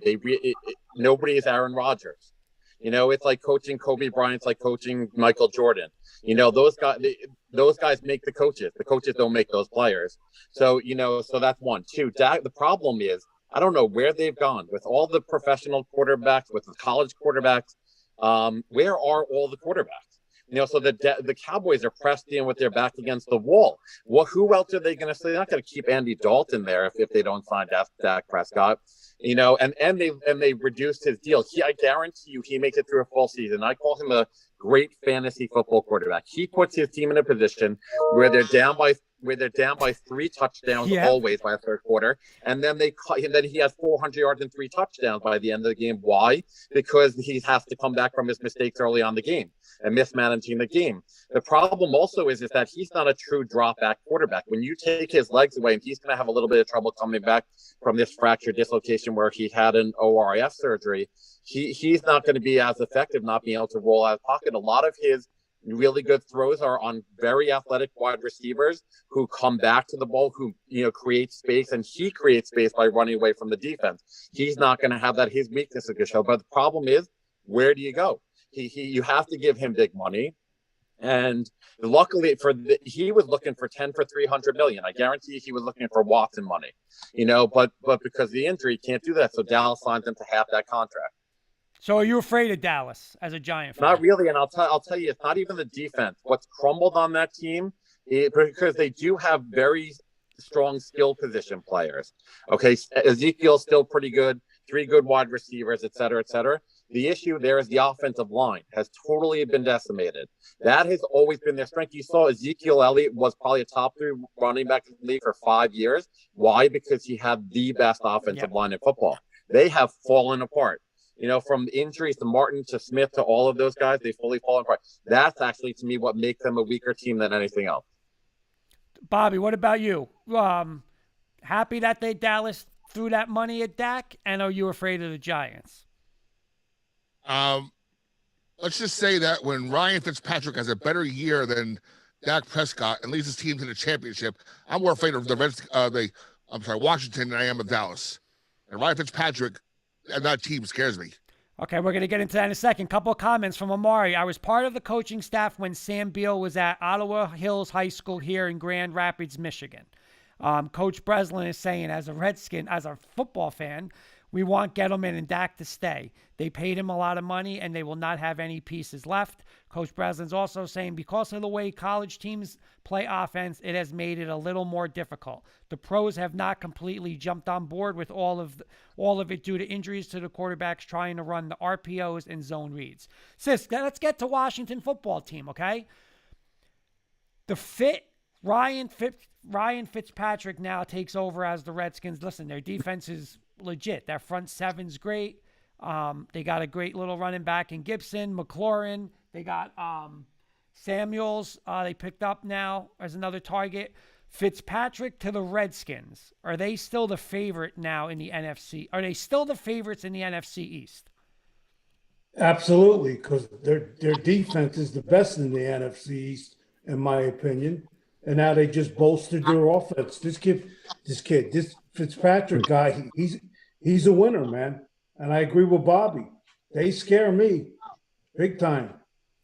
Kenny, what about you? On paper, I think they're the favorite, but I think with all these signings, the Giants. I'm not being a biased Giants fan. I think I'm putting my money on the Giants. Fitzpatrick, what has he done in the playoffs? He's always on teams that to his defense, he's always been on bad teams most of his career. But I know they're going to have a great defense in Washington, but you put Washington's team up against the Giants team, I don't know. I think the Giants got a little more on offense than Washington does. Justin, what about you? The Redskins still the favorite now with Fitzpatrick? I mean, it's I hard keep to saying say. Redskins. It was. I know. Everybody always says that. You know what it is? It's Rivera. Actually, is the most impressive part. That was the one good. You know what happened? Daniel Snyder leaves, and they finally get a decent coach. So the issue there is, think about this: when they came to the Giants, and they had a chance at 2-point conversion to win that game, they were terrible. They were the worst team in the NFC East. The Giants actually beat them twice last year, right? It was only by default that they made the playoffs. You know, at 7 and 9. You know, if you can hedge an extra blocking tight end on Chase Young's side, they're not that good on defense, honestly. And truthfully, Ryan Fitzpatrick is used to games where he's throwing the ball 50 times a game. Their strength is Antonio Gibson. Right. McLaurin down the field because he stretches the field. And Curtis Samuel actually is a dangerous two-way player because he gets a bunch of pitches. I think he had 43 end-arounds last year. You know, so that was a strong signing for that team. But they're still lacking in a lot of pieces. And I would actually focus my offense around Antonio Gibson more than I would have Fitzpatrick throw 50 times a game. Bobby, what about you? Redskins still the favorite in that division? I keep saying, I'm not saying anymore. The football team, are they the favorite in that division? They may keep that name, actually. I read that the other day. They may keep Washington football team. They might keep that name, they said. I think Washington will be favorite. I think the Cowboys are going to be, quote unquote, co-favorites because of the whole Dak thing. And I think the Giants are in a good position now where we've made some moves, and you know, we're gonna hang out in the bushes a little bit and see what happens after the draft and the season starts. All right, let them handle the press. All right, so here's the last one for us. All right, the last one. And again, you have the right to change your mind. Obviously, listen, we're not even we just in free agency, not even the draft. Obviously, after the draft, you can change. But right now, if you had to pick 1 through 4, how are you going to pick how this division is going to end, sis? You got Cowboys, football team, Giants, Eagles. How right now, if you had to rank them, would you say this is how the season's going to end after free agency? How the season's going to end after 16 games? No, yeah. Like right now, if you had to pick the way the division was going to end today. Eagles, Giants, football team, Cowboys. Yeah. I'm going to say Washington, Giants, Philly, Dallas. Kenny. I'm not biased, and you know me. I mean, I tried out with the Giants. I'm a diehard Giant fan. All right, I'm going to go. I'll give you records as well because it's always competitive. 9-7, 8-8. Last year, 7-9 won the division. So I'm going to say, and I'm not being biased. I'm saying this as being realistic. The Giants win the division 9-7. Washington right behind them 8-8. Dallas like a 7-9, 6-10 because their defense is still going to be historically bad. Philly with around 4 wins. All right, real quick, Amari's saying Devin Mason is a true fan, Skins fan, and Devin is joining us.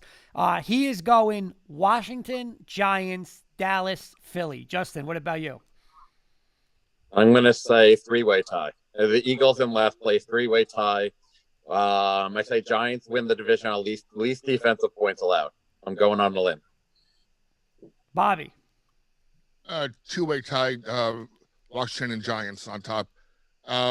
Cowboys third, and definitely Eagles are the armpit this year. And you know what the Giants did last year, which impressed me with Judge? They went out and beat everybody in the NFC East.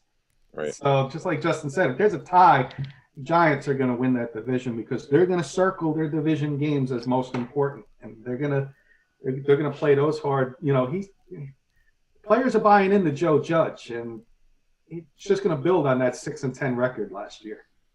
All right. Whether it's 8-8, whether it's 9-7, we'll see. We got one more comment for this segment, a question for this segment from Devin. He's saying, so Montez Sweat wasn't good last year, opposite of Chase. Does anybody want to grab that one? That was scary good. Montez Sweat and Jamar. What was the question? He said he wasn't good last year, opposite of Chase. No, he was good again. Chase Young is going to make Montez Sweat better because, listen, I was big on Montez Sweat from day one and wanted him on the Giants. I think Montez Sweat can have an all-pro year with Chase Young on the opposite side in year 2. If Chase Young stays healthy. Chase Young was off the field for a few games last year. Everybody forgets that. And actually, that's my prediction for Montez Sweat, that he was injured a ton in college. So that's why he slid in the draft. So my prediction is he gets hurt this year. All right. Justin, thank you so much for coming on. Listen, you're welcome anytime. Again, Kenny and Sis and Bobby, Justin can come on. He could talk anything. I mean, I would love going to, hey, listen, I had to work on my shoulder, but I just love going to talk sports, especially during college basketball season with St. John's. Real quick, Justin, you got a Final Four left right now? I know, seriously, my Texas Tech, they should have beaten Arkansas. Yeah. I had the left side of my bracket still pretty good because I still think it's going to be Florida State Gonzaga on that side. I'll tell the two teams that impressed me the most in the last round, USC beating Kansas by 34 points and Oregon destroying Iowa. So that USC Oregon game is going to be unbelievable. Yeah, that's going to be awesome. I still think Gonzaga Baylor come out of it. Me too. Loyola Chicago is playing well. So I'm going to say Loyola Chicago down out of that region, Baylor, Gonzaga, and Florida State. There you go. And your national champ? Gonzaga still. There you go. Justin, thank you so much for coming on. All right, guys. It's been great, Justin. And, it's nice not talking Broncos for 5 to 10 minutes on this show. Anytime you want to come on and talk Giants or anything like Kurt said, please. Yes, please come on. All right, guys. Thanks for having me. Thank you, Justin. Thank you. Yeah, that was a little weird talking that much Giants, Kenny. This is like crazy, huh? Yeah. All right. It's snowing up here by me. Never talks Giants. It's snowing up here by me. You know why it's snowing, Sis? Because we're in that segment right now where I gotta bring in Bobby. You hanging around for or you gotta? Sis requested that Jenny Hoops comes on the show tonight for Sis's Rapid Fire at 9:30. Well, of course, absolutely. We're not doing too bad. We're only 3 minutes behind. Usually we're 20, 30 minutes Well, behind. we're 3 minutes behind because I ran the last segment and I got it done at 9:30. Listen, I'm going to go throw my clothes in the dryer. Give me 2 minutes. Okay. So, by the way, see, here's the comment. It says, we did all this comments, rapid fires, and it's 9:33. If Kenny was running it, it'd be 10:20. Jen would be on the phone saying, are we doing rapid fire? I had it on the time. I watched the time, and I'm ready to go. The eyes are rolling, Jim. Well, we're waiting on Sis. You have to throw his clothes in the dryer. By the way, one more time, Bobby. Yeah, show the shirts. Bobby, by the way, this is actually your shirt. We picked up a shirt for you for the K&K Sports Show. So shirts are for sale. We have blue right now, and we have, what's the other color we have? Is it dark gray? Kenny? Is he colorblind, Jen?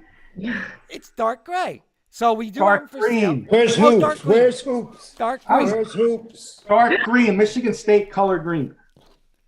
By the way, Hoops? Coach Breslin saying, "What's up, Jenny?" Hi, I'm so glad Coach Breslin is watching because I wanted to show my sweatshirt.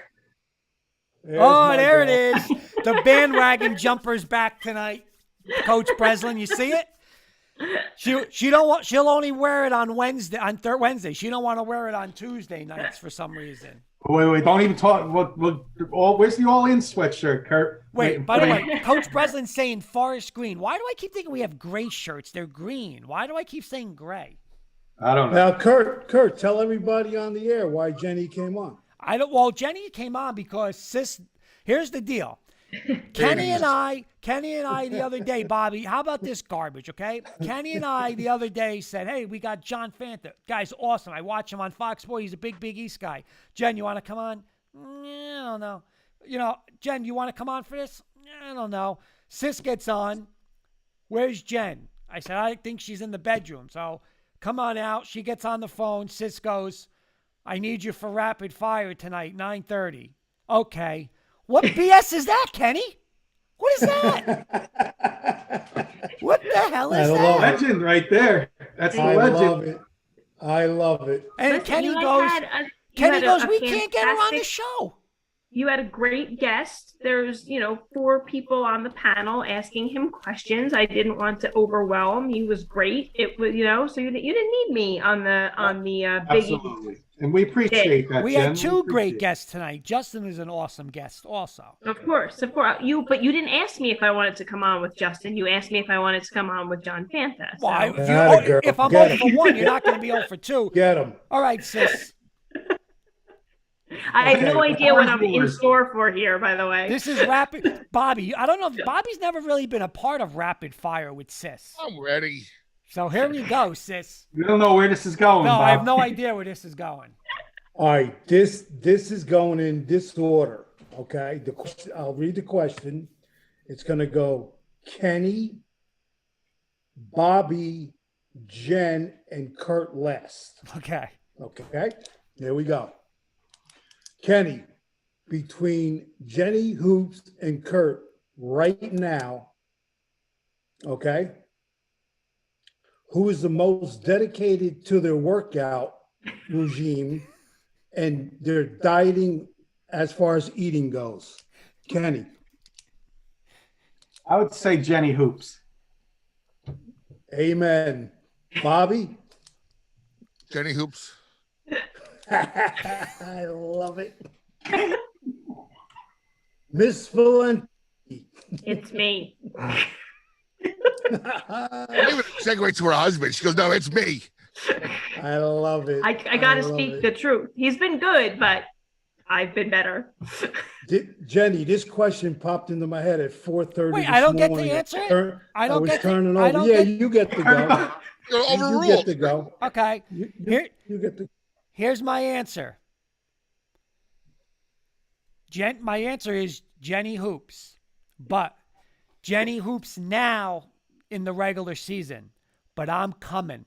And I'm coming postseason. By Memorial Day, it will be me. Okay. But Jenny Hoops today. Yes. I knew that. I was just saying. That just for the question record, yes. 8 Hershey bars in the freezer. Just going to throw that out here. 8 Hershey bars are in the freezer. Just to set the record straight. New Kurt, I eat 8 Hershey bars at work each night. I work. There you go. There you go. All good. It's all good, Kurt. That's it. Okay. Second question. Kenny, same order. Kenny, Bobby, Jen, and Kurt. Did the Giants pay too much for Mr. Jackson from the Titans? I'm going to say no. I'd say that they got themselves a nice number 2 corner. So I'm going to say no. Okay. Bob? No, because I think he was a first-round draft pick a couple years ago. He had one injury that he's overcoming and rehabbing from, and I think it's a fantastic addition to the team. Good enough. Jen? I'm a bad Giants fan. I'm not even in the know of who they acquired. Okay. All I hear about is I get text messages all day long though about what the Broncos are doing. Of course. Hard pass. You'll never get a text message how the Giants are doing. Kurt, same question. I'm going to say no. I don't think they overpaid. By the way, Coach Breslin's saying Hershey bars in the freezer are the best. Damn right, Coach. Sis is going to go buy Hershey bars tomorrow and put them in the freezer. Yeah, okay. Not sis, bro. No, you got the wrong guy. Okay. We'll go back to Kenny. Is Deshaun Watson being blackmailed? Yes or no? Just a yes or no answer. Yes. Bobby? I'm still the jury's still out for me. Okay, fine. Jen? I can only say yes or no. I'm going to go yes. Okay. Kurt? I'm gonna say yes, but where there's smoke, there's got to be some kind of fire because there's a lot of smoke in there. So Yeah, it was only Okay. a yes or no, so we got Exactly. Couldn't say yes Okay. or no. I'll have to. That's All right, it. then I'll say yes. Thank you. Thank Wanted a you. yes or no. Yes or no answer. That's all he wanted, Kurt. Okay. You know, I had This some is things I would have added, so This is a one word. This is a one word, one person. Next one. Kenny, the best guard right now in the tournament. best what? Best guard. Best Guard in the tournament right now. Pass on me on that. I got to think of that. Okay, Bobby. Yeah, I'm not too familiar with some of the players myself. All right, Jen. I'm going to go Suggs from Gonzaga. Okay, Kurt. Yeah, I was gonna say the Becton kid, but I'm gonna go Suggs from Gonzaga too. If I'm going to go Very good. shoot guard, I got to throw Boeheim's son in there. Yeah. Okay. Okay, that's fair. Next question. Kenny, will Gary Sanchez hit 250 this year? Yes or no? Absolutely not. Bobby? 5 quick words. Comeback player of the year. Ooh. Wow. Wow. Chair. Jenny? No. I say no. Oh, Okay. Kurt? No way. No way. Bobby made me fall off the I chair. saw that. Hey, he still might be comeback player of the year, but he ain't gonna hit 250. Okay, Kenny, here we 10, go. 30 home runs. Yeah. Yes or no question. Kenny, will Flacco start ahead of Jalen Hurts? No. Bobby? No. Jen? Who? I say no. Mr. Valenti? Not opening day, but at some point this season, absolutely. Yes. Can't say yes or no once again. Okay, right? well, I don't know his quite. Do you mean wait? Are you the only one who doesn't follow Okay, the rules? sis. Game It's week just, one. it's just yes or no. Sis, it's either but- yes, but wait. Flacco, or no. Sis, I got a Do quick you yes think or we no. all could have elaborated? Wait, week one or any time this year? No. Will he start ahead Sis. of Jalen Hurts? Then Yes or no. Okay, Sis, you're that's going to it. love this, sis. Should Jenny Hoops be, yes or no, sis? Should Jenny Hoops be on rapid fire each week? Yes or no? Oh, absolutely. Absolutely. No Put question Kurt about in it. his place. No question about it. All right, Kenny. Again, it's a yes and no. Will Corey Davis make the Jets offensively any better this year? Yes or no? Yes, and that yes, just yes or no. Thank That a you. boy. Thank you. That a boy, Kenny. Bobby? Kenny follows the rules. Yes, Yes. he does. Bobby? Yes. Jennifer?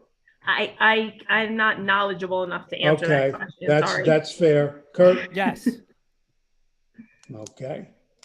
Kurt's going to love the next question. Kenny. Again, it's a one-person answer. Who will the Knicks, excuse me, who will the Knicks trade Victor? I think you pronounce his name. Kurt, you might have to Oladipo. help. Oladipo. Who will they trade him for? Kenny. Knicks. Who will they trade him for? Oh, the Knicks are going to trade Who will they Kevin trade him Knox. Victor? Knox Who? and Ntilikina. Okay, Bobby? Yeah, same. Same too. Jen? I'm gonna go. Maybe it's more of a wish list. I'm gonna Right. go Peyton Okay, and Knox. that's fair. Mr. Valenti? I'm gonna say Ntilikina and a number 1 pick. Okay. Yep. Kenny, what will, in the NCAA tournament, what team will use the following 3 zones? Will they play a 3-1-2, 2-1-2 man or zone? Give me one team. Syracuse. Bobby? Syracuse. Jennifer. Wait, am I understanding the question correctly? Who will play those zones? Yeah. In other words, will All they of play them? zone, man, 2-1-2 or 3-1-2? What team? We'll play all those in at some point. Yes. Oof. I don't think Syracuse because they don't play man. No. Trying to think who would mix it up a lot. Right. That's the stumper. Yeah. We'll come back to you. Okay, who makes a Think lot about of it for a changes? second. Kurt, Okay. I'm going to go Baylor. Ooh, that was quick. Okay. no, I don't think so. I misunderstood the question. Can I change my answer? Nope. You're finished. Jen? You know what? This is Got it, hard. girl.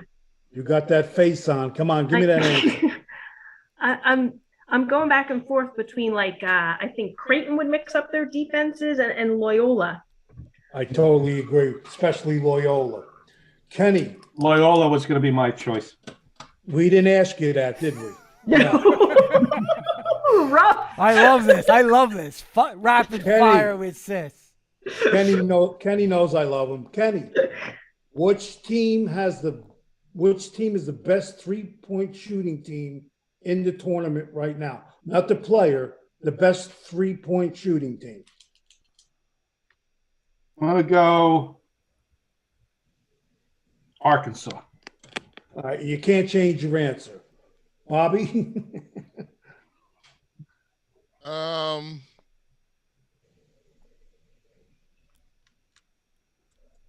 Gonzaga, no? Okay. Jennifer? I'm gonna go Syracuse. Mr. Valenti? I'm going to go with the hat you have on your head, Alabama. All right. Kenny, yes or no? Will Gonzaga stay undefeated? No. Bobby? Nope. Jennifer? No. Watch this answer, Mr. Valenti. Hell yes. Hell yes. Hell yes. I think we asked this before, but I'm going to ask you this again. Kenny, out of these 4 teams, not in order, out of these 4 teams, who wins the NFC East? Philly, Washington, Dallas, or the Giants? Giants. Bobby? Washington. Agree. Jenny? I'm gonna stir things up. Dallas. Wow. Wow. Bella, you better hide under the bed, Bella. Mute. Giants. Wow. Coach Breslin's jumping in. He said the Redskins. Wow. Amari's Kurt said saying that- the Redskins. And can't Amari's saying even- Gonzaga will not go undefeated. I thought they were gonna say Gonzaga's gonna win the NFC East. I can't believe your husband said the Giants. I know. Erdo, Crazy. This, I think that was the shocker of the night. Mr. Kilpatrick, one of these 2 receivers, do the Giants get Mr. Devontae Smith or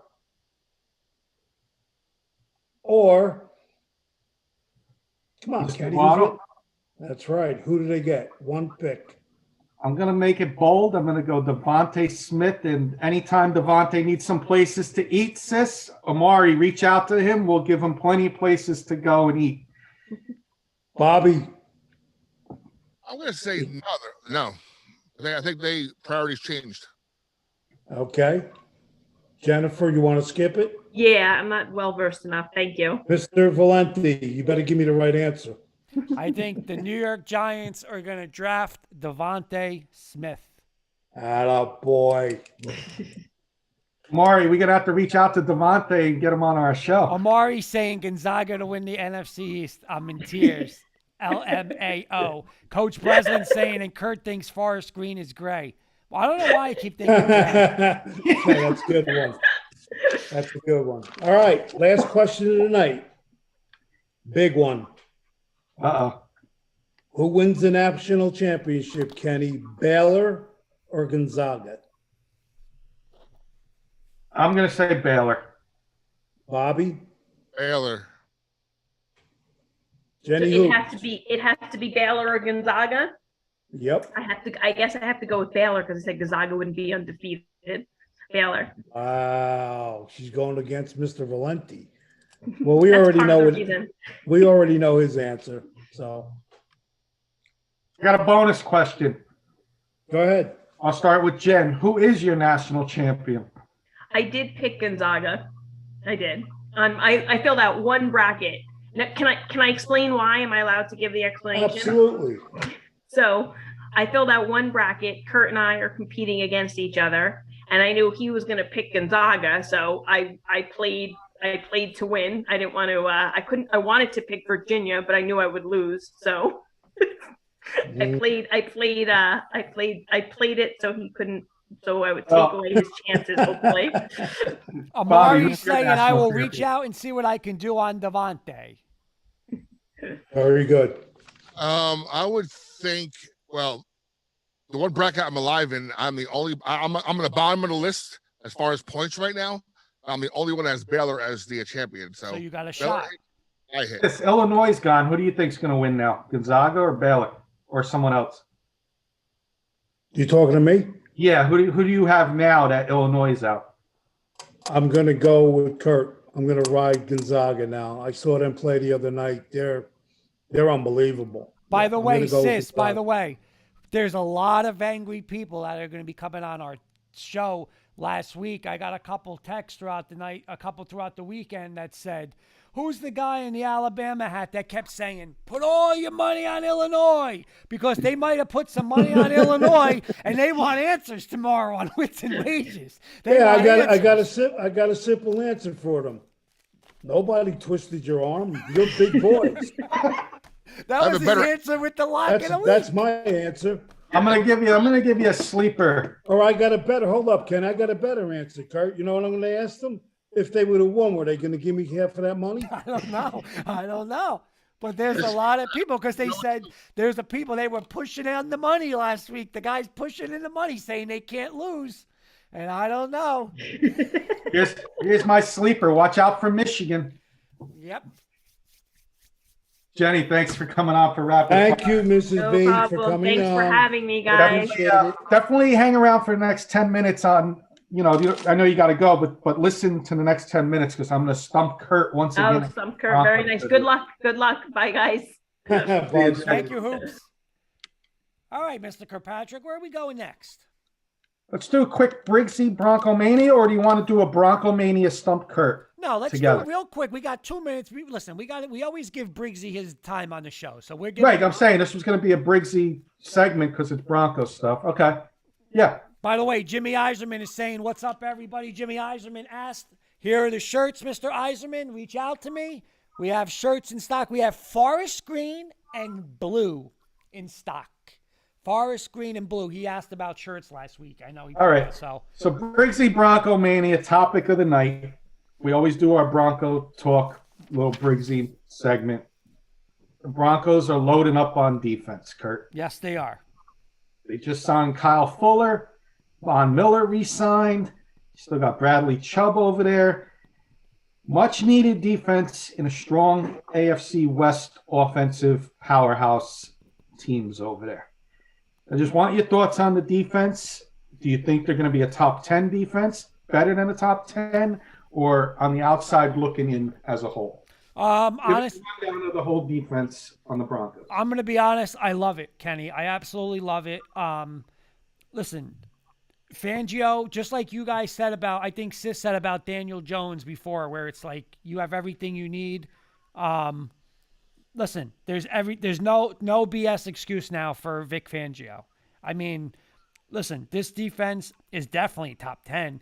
It could be potentially top 5. I mean, their weakness was secondary. They got 2-time All-Pro Kyle Fuller. They picked up Darby from Washington. They signed Justin Simmons. They just got Kareem Jackson back. He was making $10 million. They got him for $5 million. I mean, that's crazy. How many people have a better secondary than that? You got Chubb and Von Miller. Von Miller was a beast, they were saying last year going into the season. Then he had that, crazy injury, like the last play before the season started. Draymond Jones is going to be a stud. Shelby Harris they picked up. They just signed him back. Mike Purcell's coming back. The thing they're missing is that middle linebacker that can run that Fangio loves, and that's where Parsons comes in from Penn State. Him or the Notre Dame kid. I don't know Bobby, who's that Notre Dame linebacker? Isn't there a Notre Dame linebacker? A long name, I forget. Yeah, that kid too. He's another guy that fits that mold. But this defense, Kenny, they're going to rush the passer. They can cover. Fangio, again, I know a lot of people say about Tampa Bay and they shut down this whole thing with Mahomes, but go back to that Week 15 game, Kenny, Kansas City and Denver on the Sunday night game where I think they held them to 20 points. Fangio put that game plan in play without none of these guys. So, listen, big year from Fangio. I think they could be a top 5 defense. The Kyle Fuller signing, I just realized he coached them in Chicago. Oh, yeah, he played with him in Chicago. Absolutely. That's a great move. That's a no-brainer move. You need to bolster your secondary up. Like I said, you got Mahomes there for the next 10, 15 years. Yep. You got Herbert. And then you got the Raiders offense, which is no slouch neither, with Waller and Ruggs. Yeah, you got to go. Here's my question, guys, and then you guys can ask Kurt any questions too. You got the number 9 pick, is that correct? Number 9. If Parsons is sitting there and Detroit is on the clock, who has number 8? Dallas? No, Dallas is 10. Detroit. They have 7. Oh, Detroit 7? Detroit 7. Carolina. Right. Do you move up to 7 and get Parsons, or you just sit back and lay back and let him sit there, assuming that no one's going to take him? Again, I'm not giving up like Unless you need that position that bad, do you move up? We need it, but I'm not giving up a number 2 pick to move up to 2 spots. What am I giving up? Am I giving up maybe a number 3 pick? Are you trading back with somebody who may want that quarterback if there's a quarterback? Yeah, you know what? This is what this did. Again, their secondary was so weak. They were all mocked for either Farley from Virginia Tech or Surtain from Alabama, right? But now, listen, they could pick the best player. If they want a quarterback, pick a quarterback in 9.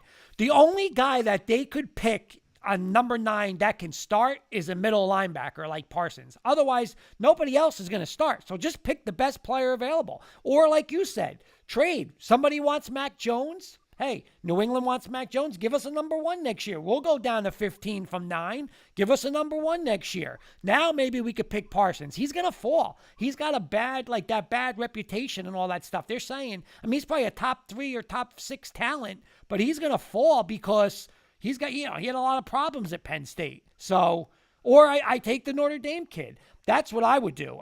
But I think best player available now. Bobby, you want to add anything? Yeah, I think he's right out with the defense. You're in a high explosive conference division there, so you have to have better defense. Oh, I was going to ask him, but he answered the question. He's going to he wants the best available player, and I agree. Yeah. Okay. Kurt, I got 2 questions for you. Okay. For Stump Kurt, which is part of Briggsy Mania tonight. Do you want the first question first or the second? I got 2 here. We pick number 1 or number 2. That's the one you're going to get first. This is the Stump question? Yeah. All right. One of the questions I'm going to give you 5 minutes to. You'll see where I'm going. All right. Give me question number 1. All right. Let me get a piece of. I can write stuff down, right? Yeah. This is tough. You guys can play along too. 6 Broncos started. Both Super Bowl, 6 Broncos have started in Super Bowl 48 and Super Bowl 50. There's 6 of them. I want you to name them one by one. And then if you start needing hints, I'll give you hints. But we'll see. I'm looking at this list. I'm going to say you're going to get 4 out of the 6. You can start reading names. Yep, giving names. But You're saying started or played it? Started. They started Super Bowl 48 and Super Bowl 50. That's hard. All right, it's definitely Peyton I don't Manning. expect you to get all 6, but I'm guessing at least half. I want to see 4. You want to see 4. I want to see 3 without hints, and I want to see at least 4 with hints. All right, this is going to sound stupid, but does the kicker count? I'm going to say kicker's not on the list. Okay. So definitely Peyton Manning. Yep, that's 1. Definitely Demaryius Thomas. That's 2. Okay, because remember, there was wholesale changes after that whole debacle. Wasn't any of the tight ends. It was, I'm going to say, oh my God, why can't I think of his name? It was the center, the kid that went to Carolina. Oh my God, I can't think of his name. That's so bad. Bobby, insist, if you know any, throw him out. The center. Oh my God. Well, I'm going to give you a hint. I got him listed as a guard.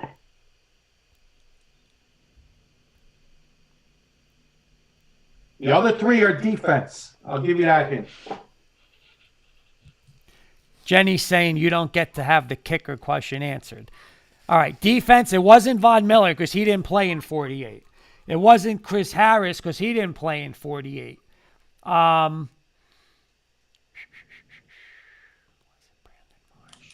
it Brandon Marshall? I want to say 2 of these guys were first-round picks. Definitely one of them.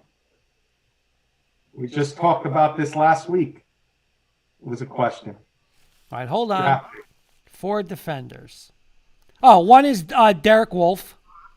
No. No. Nope.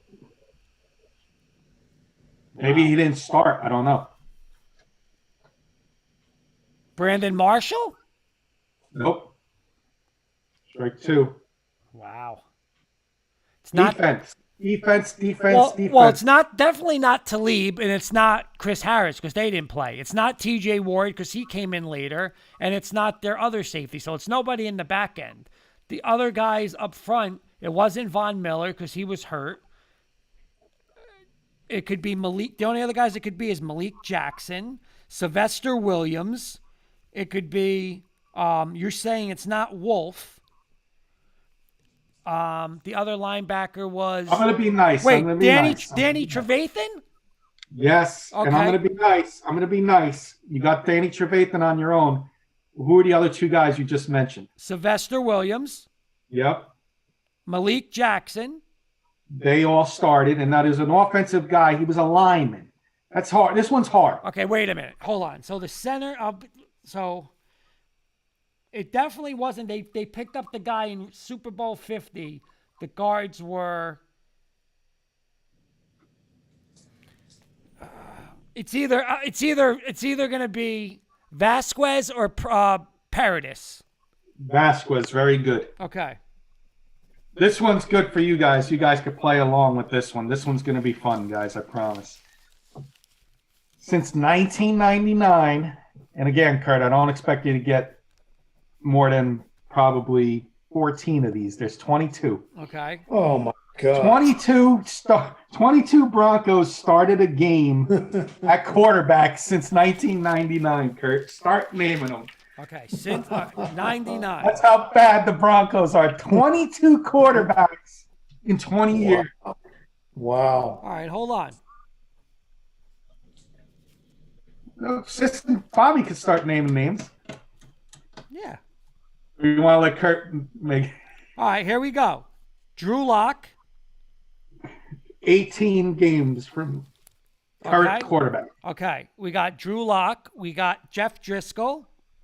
Driscoll, yeah, he started 1 game last year. Right. We got the guy, the wide receiver that you picked up on fantasy. What was I'll give you that one. what's his name? You got the gun. You got the gunslinger.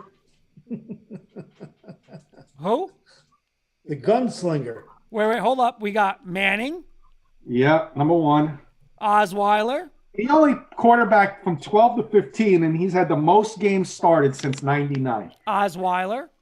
Osweiler, yep. Simeon. Yep. The gunslinger, Kurt. The gunslinger. Hold on. Keenum. Keenum's up there. Yep. Case Keenum. Joe Flacco. Then he went to the Bears. Then he went to the Bears. Mr. Cutler. Yep. Plummer. Plummer, number 2. Orton. Yep. Tebow. This is a bad list. Tebow. Who's after Orton? Tebow. Who'd you say after Orton? Tebow. Tebow. Yep. This is a bad list. I'm gonna go Gus Frerotte. Yep. Whew. Oh my God. Who else? Cutler, Tebow. This is since 99. Yes. Okay, Greasy. Greasy, number 3. You got all the top ones. Here's where it gets bad. Bust, first round bust. Oh yeah, Paxton Lynch. Yep. Wait, is Bubby Brister on that list? Can you give me that one? No, I think that's before 99. Okay, so he didn't start. All right, so this is where I got to think for a second. Let me think for a Who second. of these guys host shows on networks? Hold on. One we follow, he does a podcast. Played on the Giants. One's dad played on the Giants. Wait, Danny Cannell? Danny Cannell. And the other one's dad played on the Giants at quarterback.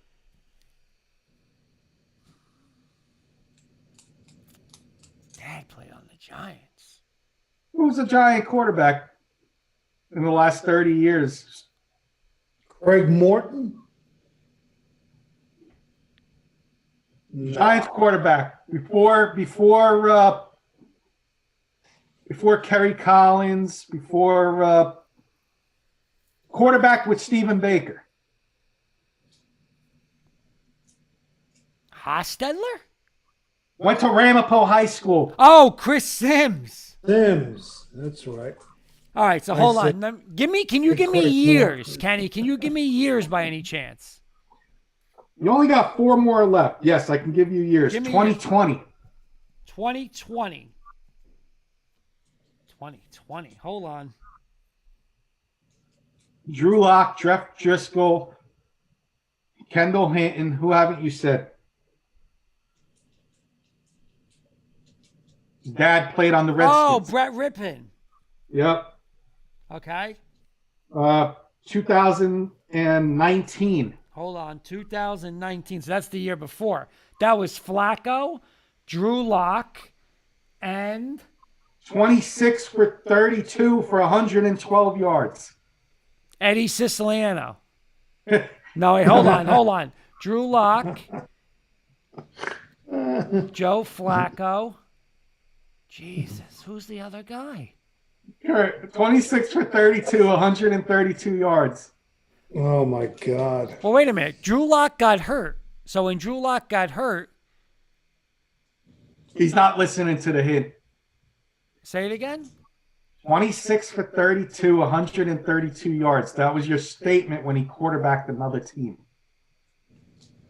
this last year. Oh, Against the Giants. Brandon Allen. Yeah. 88%. He threw the ball 7 yards. 2000 to 2003, he started one game. He must have been a third string quarterback. It's going to be hard. 2000 to 2003. Yeah. You have initials? Jarius Jackson. Yeah, he was from Notre Dame, wasn't he, Bobby? I thought he was from Notre Dame. Okay, I wouldn't got that. The last two, 2002, 2003, played 5 games that year. Stevie Berline. Okay. 1999, started 3 games. I think he played on the Falcons as well. Give me initials. CM. Chris Miller? Yeah. All right. That was a good one. That was a good one. I know you like these type of questions. No, they were good. Those were good. All right, I think we're that wraps it up. It wraps it up. Great show tonight, guys. Great Closing show. thoughts. Yes, Closing good show thoughts. tonight. Yeah, Closing fun, thoughts. fun. Go ahead, sis. What's your closing Final thoughts? thoughts. Big weekend. Big weekend. More upsets, my prediction. Okay. Kenny, can I go? Yeah. Yeah, I'll go then, Bobby. Again, it's a great weekend. It's a great weekend for college basketball. You get, your 4 games Saturday, the 4 games Sunday. I'm looking forward to it. I want to see history. I want to see Gonzaga do it, go undefeated. I think it would be great. And free agency, NBA trade deadlines tomorrow. Got a lot going on, Hey, Kenny, as Knick fans, we were always worrying, all right, who are we going to, just trade off and worry about next year? But we're in the thick of it, so I'm pumped up. Hey, well, Bobby, you want final thoughts, and then I'll just wrap it up. Yeah, it's fine. Yeah, I just wanted to thank John Fanta and Justin for joining us tonight. Like Sis said, looking forward to the games this weekend. Sister Jean, baby, Sister Jean, Loyola, watch out. She'll be at those games on Saturday. God bless her. Absolutely, Yep. 101. Watch out for That's Sister amazing. Jean. That's the biggest sixth man in the tournament. Watch out for Sister Jean. Bobby, And, thank you for coming on again with us tonight, Bobby. As always. Thank you, Bobby. Mhm. Thanks, Bobby. And big thank you again to Coach Breslin for the shirts, DMK Apparel. Got some shirts. One more time, Kurt, K&K Sports Show. First off the line shirts. Bobby, Kurt, get me those shirts, Kurt. I will. I got to get you shirts. I got to talk with with Kenny after the show. I got to get all the sizes that we got. We got orders already for long sleeves coming in. Send me the pictures. I will. I'll do it as soon as we get off. And then tomorrow's Witch and Wagers at 6 p.m. Yes. We're going to rearrange our Brackets. brackets since everybody's brackets were busted. We're going to rearrange them and We're going to pick every game, all 8 some games. winners. Hopefully, get you some winners this weekend. All right, guys. Thank you. Have a great night. Again, thank you, Justin. Thank you, John Fanta. Great show. Thanks, Boys, Bobby. See you tomorrow. Take care.